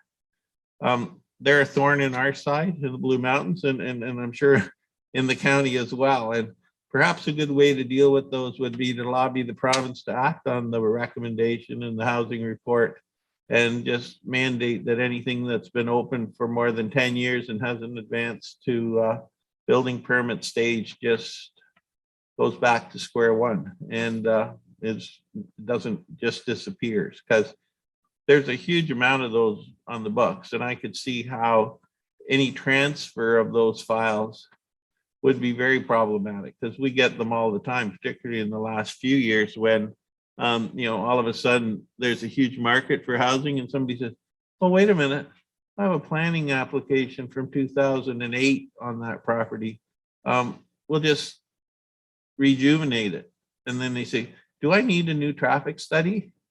And we go, well, the traffic has changed, you know, so I think maybe this is an opportunity to lobby the province to say, please act on that recommendation and just sunset all those applications that have been open for more than 10 years. And, you know, if somebody wants to develop that piece of property, then they can start fresh. Thank you, Mr. Warden.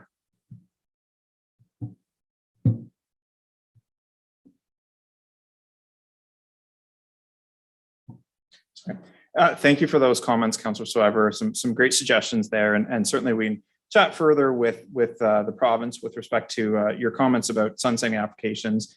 You know, we have learned from other municipalities that have taken steps to as I said before, clean up some of those applications, and in some cases they were able to close some of those files with not a lot of conflict. In other cases, it could result in appeals. So if there was something that could be done at the provincial level, we could certainly look into that further. Thank you also for your comments with respect to the potential for conflict between county and municipal councils. With respect to that Gibraltar pit, yeah, that was an example whereby county staff had brought a report forward to county council recommending approval, and we did so with the support of municipal staff who suggested it could go forward, but it hadn't been to your municipal council table yet to deal with the associated local official plan amendment and zoning bylaw amendment in that regard. So yeah, there was that conflict there. In that case, it was an official plan amendment, so it's not something we could consider delegating, but certainly your point is well taken that there are those instances where we can have different points of view amongst councils or even amongst staff in that regard. So I appreciate you raising some of those examples. Thank you. Councillor Mackey, you're next. Thanks, Mr. Warden. Scott and Randy, thanks very much. Reading through that report, it gave a lot of time to think about what we're doing right, what we're doing wrong. And from the comments that, was really interesting reading through the comments, the vast majority spoke very highly of the competent professional service they get from our county planning staff. So very much appreciate that. In reading through, there's sometimes, I'm glad to hear that there's program efficiencies that you're looking at. So this wasn't a wasted exercise whatsoever. Anytime we can gain efficiencies, then it was worthwhile doing. But, reading through, I can't help but think that the system's not broken right now. And why are we looking at changing a system that's not really broken? We've learned some lessons. So that's a great thing. But I think there's check and balances. Duplication sometimes means check and balances. So that's what I took from the report, but do appreciate all the work that our planning department does. And we don't always agree, but that's okay. Thanks. Thank you, Councillor. I don't see any other hands and none online either. Councillor Body has joined us. So if that's the case, perhaps it's time to call the question. Councillor Mackey, you were not suggesting something other than what the voting on the recommendation before us, correct? Right. Yeah. So I'll just be clarify perhaps. The motion before us is to receive the report, to share it with the other member municipalities, and that any municipality that's seeking a delegation planning approval would submit a motion from their council indicating that request, and that should a request for delegation be received by county, that county staff would be directed to prepare a memorandum of understanding therein containing the criteria that was outlined in this report. And that irregardless of everything that you see in the preamble there, staff will be directed to move forward with further improvements to this whole planning process. Are we all clear? Councillor Mackey.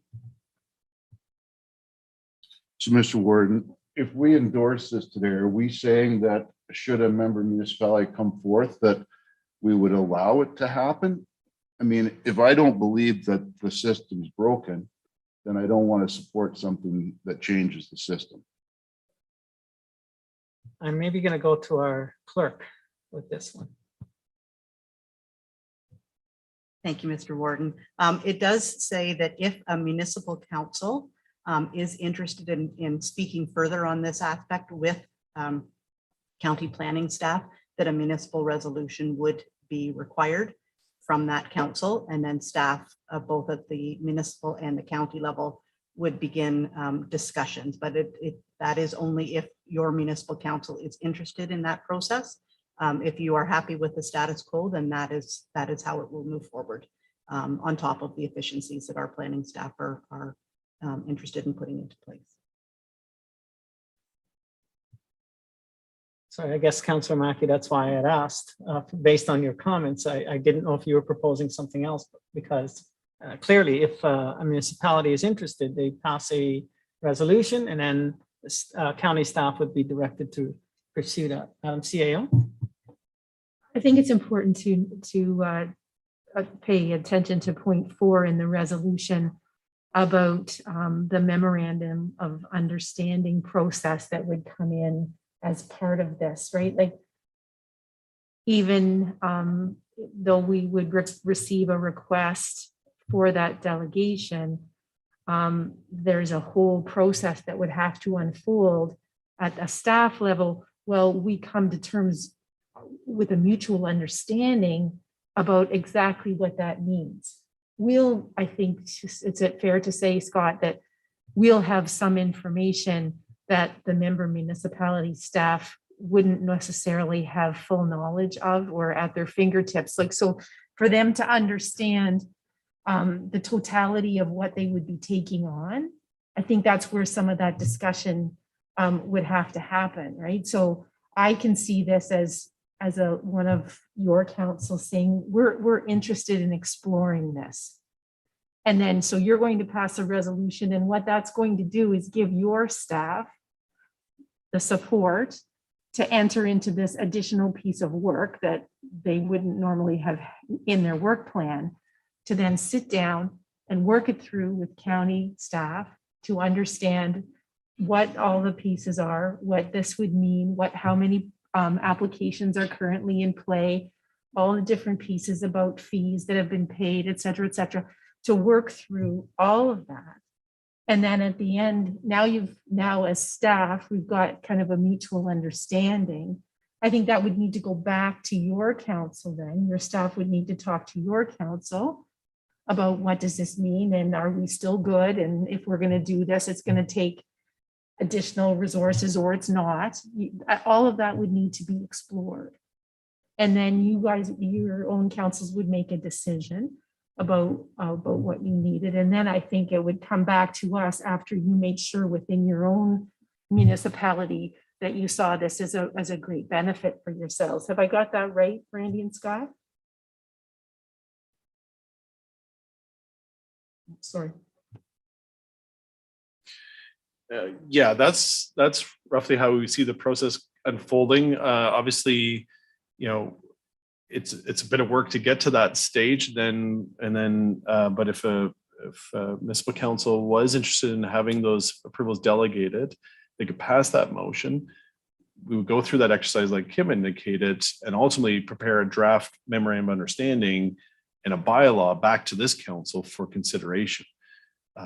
If what I'm hearing though is some councillors are indicating that they would prefer status quo, I guess we'd be looking for direction from county council at this stage, because that is a lot of work for both county staff and municipal staff to work through that process to get to the MOU stage. And I would hate to, I guess, have that that time spent if at the end of the day, county council won't be supportive of passing an MOU and a bylaw to delegate approval. So I guess I'd be looking back to county council for some further clarification direction on before we go down that road and that path that Kim outlined. Councillor Mackey. Thanks, Mr. Warden. Well, I'd certainly like that answer too. So I'm certainly willing to put forth a motion that we continue status quo.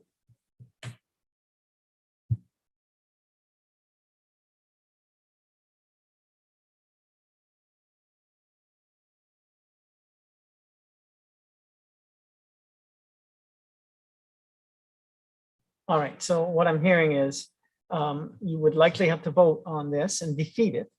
If it's defeated, then you can propose an alternate, or you can propose no alternate, which ultimately means status quo. Does that make sense? Okay. Councillor O'Leary. Thank you, Mr. Warden. I just want to be clear that I understand what the CAO said. The only thing that bothers me about this is this is being shared with our municipality.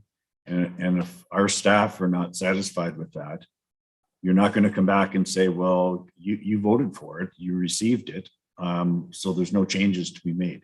The way I understand what you're saying is there can be changes later if our staff don't approve. Do I understand that right? Like, I just don't want, like, when I see that you're sharing the report with our staff, and then I vote for this, and my staff says, like, this is no good. You have to make changes, and I come back and you say it's too late, then I'm going to vote no to this now. So I just make sure I understand this correctly, please. I think you've been clear in the report about what the county has the authority to delegate. And there are things that we don't have the authority to delegate. So we're not able to have a conversation about those things. So the report outlines the things that could be delegated. And it lays out a process for a municipality to negotiate or understand what that means for them to have those processes delegated and how that decision will be made. I'm trying to think in what instance like this, that everybody's member planning staff have been engaged in this work up till now and are aware of it. So I hope that there's a very low risk that there's going to be people in your own staff that are going to come back and say, this is incorrect or this can't be. Because I think we've tried to do our due diligence as best we can to ensure that that's not a position that we're putting you in.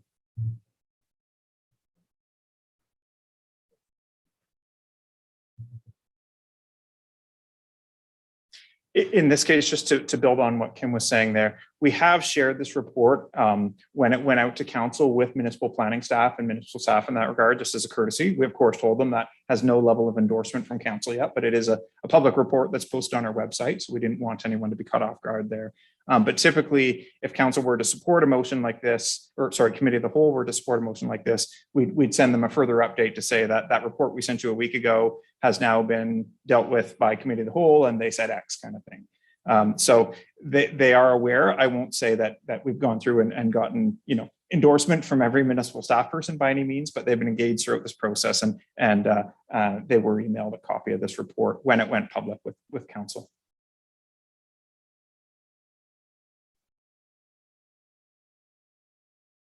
Okay, Councillor Carlton, I see you and I will acknowledge you shortly. The gist that I'm hearing from this report is this. The report is saying there are certain items that can be delegated, and if a municipality chose to have that delegated, they would indicate that by passing a resolution at their own council. The resolution would then come to county, and county would then respond by engaging a process for a memorandum of understanding. So that's essentially what I think I read in this report. If I'm wrong about that, then somebody correct me. And with that said, I'll go next to Councillor Carlton. Thank you, Mr. Warden. And you just said exactly what I was somewhat questioning, that if this goes back to each municipal council and each council decides they don't want to move ahead, they're happy with the status quo, that they're allowed to do that, but that if they want to make changes, they can. So I just want clarity on that.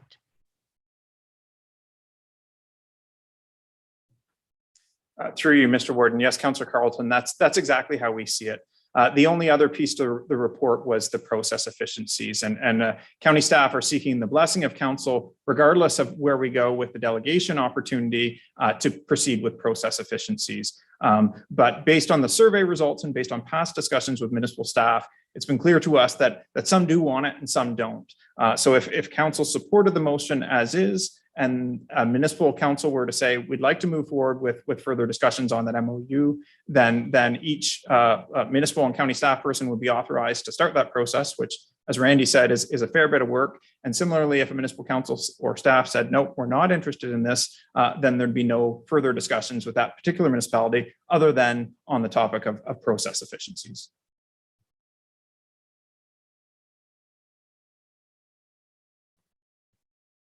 Councillor Carlton, you're good? Yes. All right, I don't see any other hands, so perhaps it's time. Everybody understands what we're voting on now. So it's time to call the question. All those in favor of the motion before you, please raise your hand. Let's see, 1, 2, 3, 4. The motion is passed. Thank you very much, Scott. Randy, a lot of work here and a lot of work to come. Okay, so we are now going to go back and deal with item 5C, the tender results for Gray Road 13 rehabilitation. I believe it was Councillor Bordignon. Would you like to move that, sir? Yes, thank you. Okay. And I need a seconder. Oh, Councillor Soever. Okay, Councillor Bordignon, you have the floor. Thank you. Through you, Mr. Warden. Very quickly, I just want to confirm with staff that we're doing a 1.5 meter paved shoulders just for the cycling in our town. We have a lot of, throughout the county, but especially in the town of Blue Mountains. And I had questions that make sure that we are doing the 1.5 meter paved shoulders. And if they are doing a shave and pave along that section of 13, and if the gravel shoulder will receive a tarring treatment. Those are the 3 questions posed to me that I thought I'd bring to county staff. Huh? Thank you. Through you, Mr. Warden. Yeah, we are completing 1.5 meter paved shoulders throughout the project. The middle section is, I guess, just for some quick background. So the sections north of 40 and south of Slabtown need a full pulverize and pave. But our thinking was the section in the middle from Grey Road 40 to Slabtown, it's actually in quite good shape. So we didn't want to pulverize it because the asphalt that's there is good. So it's being an overlay with the paved shoulders. We didn't want to leave kind of a little orphan section where there's no paved shoulders when there's stuff north and south. So even though we're not pulverizing the middle, we are overlaying it with fully paved shoulders. The granular sealing, typically we have been doing that. This area is quite flat, so I'll have to get you the details of the exact contract. Typically we do that granular sealing black on the edge to kind of hold the portion of the gravel shoulder. But I will confirm that it's in this job. Great, thank you. Thank you. Any other questions? Seeing none, I'll call the question. All those in favor? Are there any opposed? Seeing none, that is carried. Thank you very much. Okay. We're getting there. We're on to item number 7 now. 7A is about the Ontario Good Roads Association delegation request. Madam CAO, I think I'm turning that over to you. Thank you, Mr. Warden. So the county has not often done delegations at OGRA, but we did want to bring forward that opportunity to you if there was anything that anybody felt strongly that they wanted to meet with the minister about.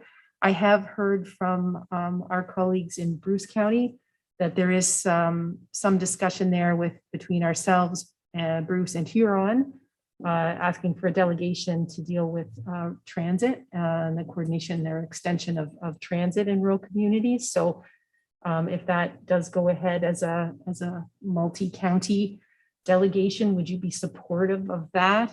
And at this point, that's the only delegation that I'm aware of at this time.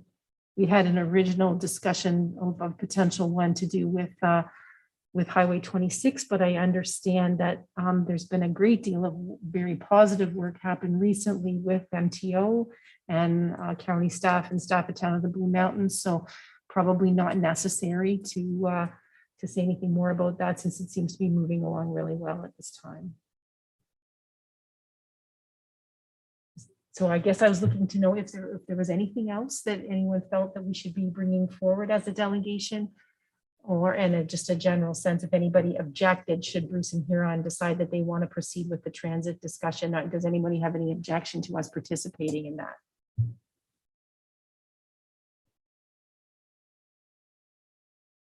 Right, I see no hands, so I think you can take your direction from that.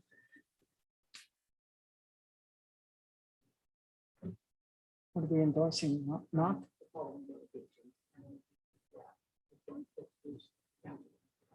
I think not, yeah. No, I don't have confirmation from them yet, but they're going to this meeting. Right. Thank you. Okay, so we're on to item number 8 now. Are there any notices of motion? Councillor Soever. Yes, Mr. Warden, I'd like to bring a notice that I intend to bring in a motion with regards to the supplementaries. Because as you know, we all know that it's to the benefit of Grey County that all of the lower tiers who work with MPAC work diligently with MPAC to capture all the assessment, and we're seeing a lot of growth. And so I intend to bring a motion to incentivize these lower tiers so that in any year in which the lower tier delivers more than its budgeted amount of supplementary taxation as projected in the county budget, such excess revenue shall be contributed by the county to that lower tier community's community improvement plan.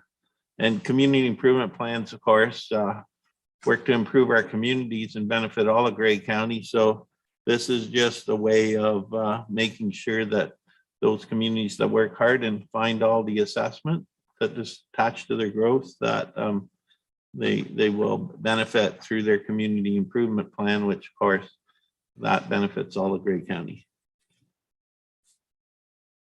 Yes, sir. Any other notices of motion? Seeing none, we will be heading towards adjournment. But before we do, I think it's important to acknowledge that while we've been sitting, there have been significant developments internationally. And even right now, there's been significant advancement in terms of Russia's attack on the Ukraine from multiple directions. So I wonder if you would just perhaps join me in just taking a moment of silence so that we can just give our thoughts to world peace. Just a few seconds, please.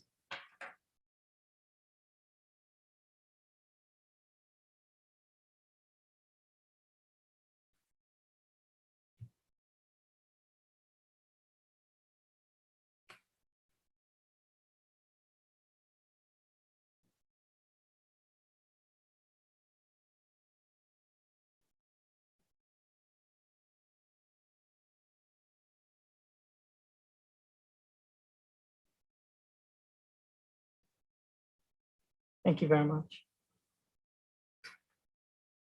Before we adjourn, I want to thank Rob and Olivia at the back there. You pulled it off. It was excellent. I know that a lot of work goes into preparing for something like this. Hanover struggled on Tuesday night to get it done, and you folks, there were no hitches here. This worked beautifully. So testament to the preparation and the work that you've put in there. Thank you so much. All right. Council, we're ready for a motion to adjourn. So I'm looking for a mover, Councillor Burley, of course, seconded by Councillor Desai. All those in favor? No one being opposed? That's carried. Thank you so much, folks. Have a great day and a great weekend.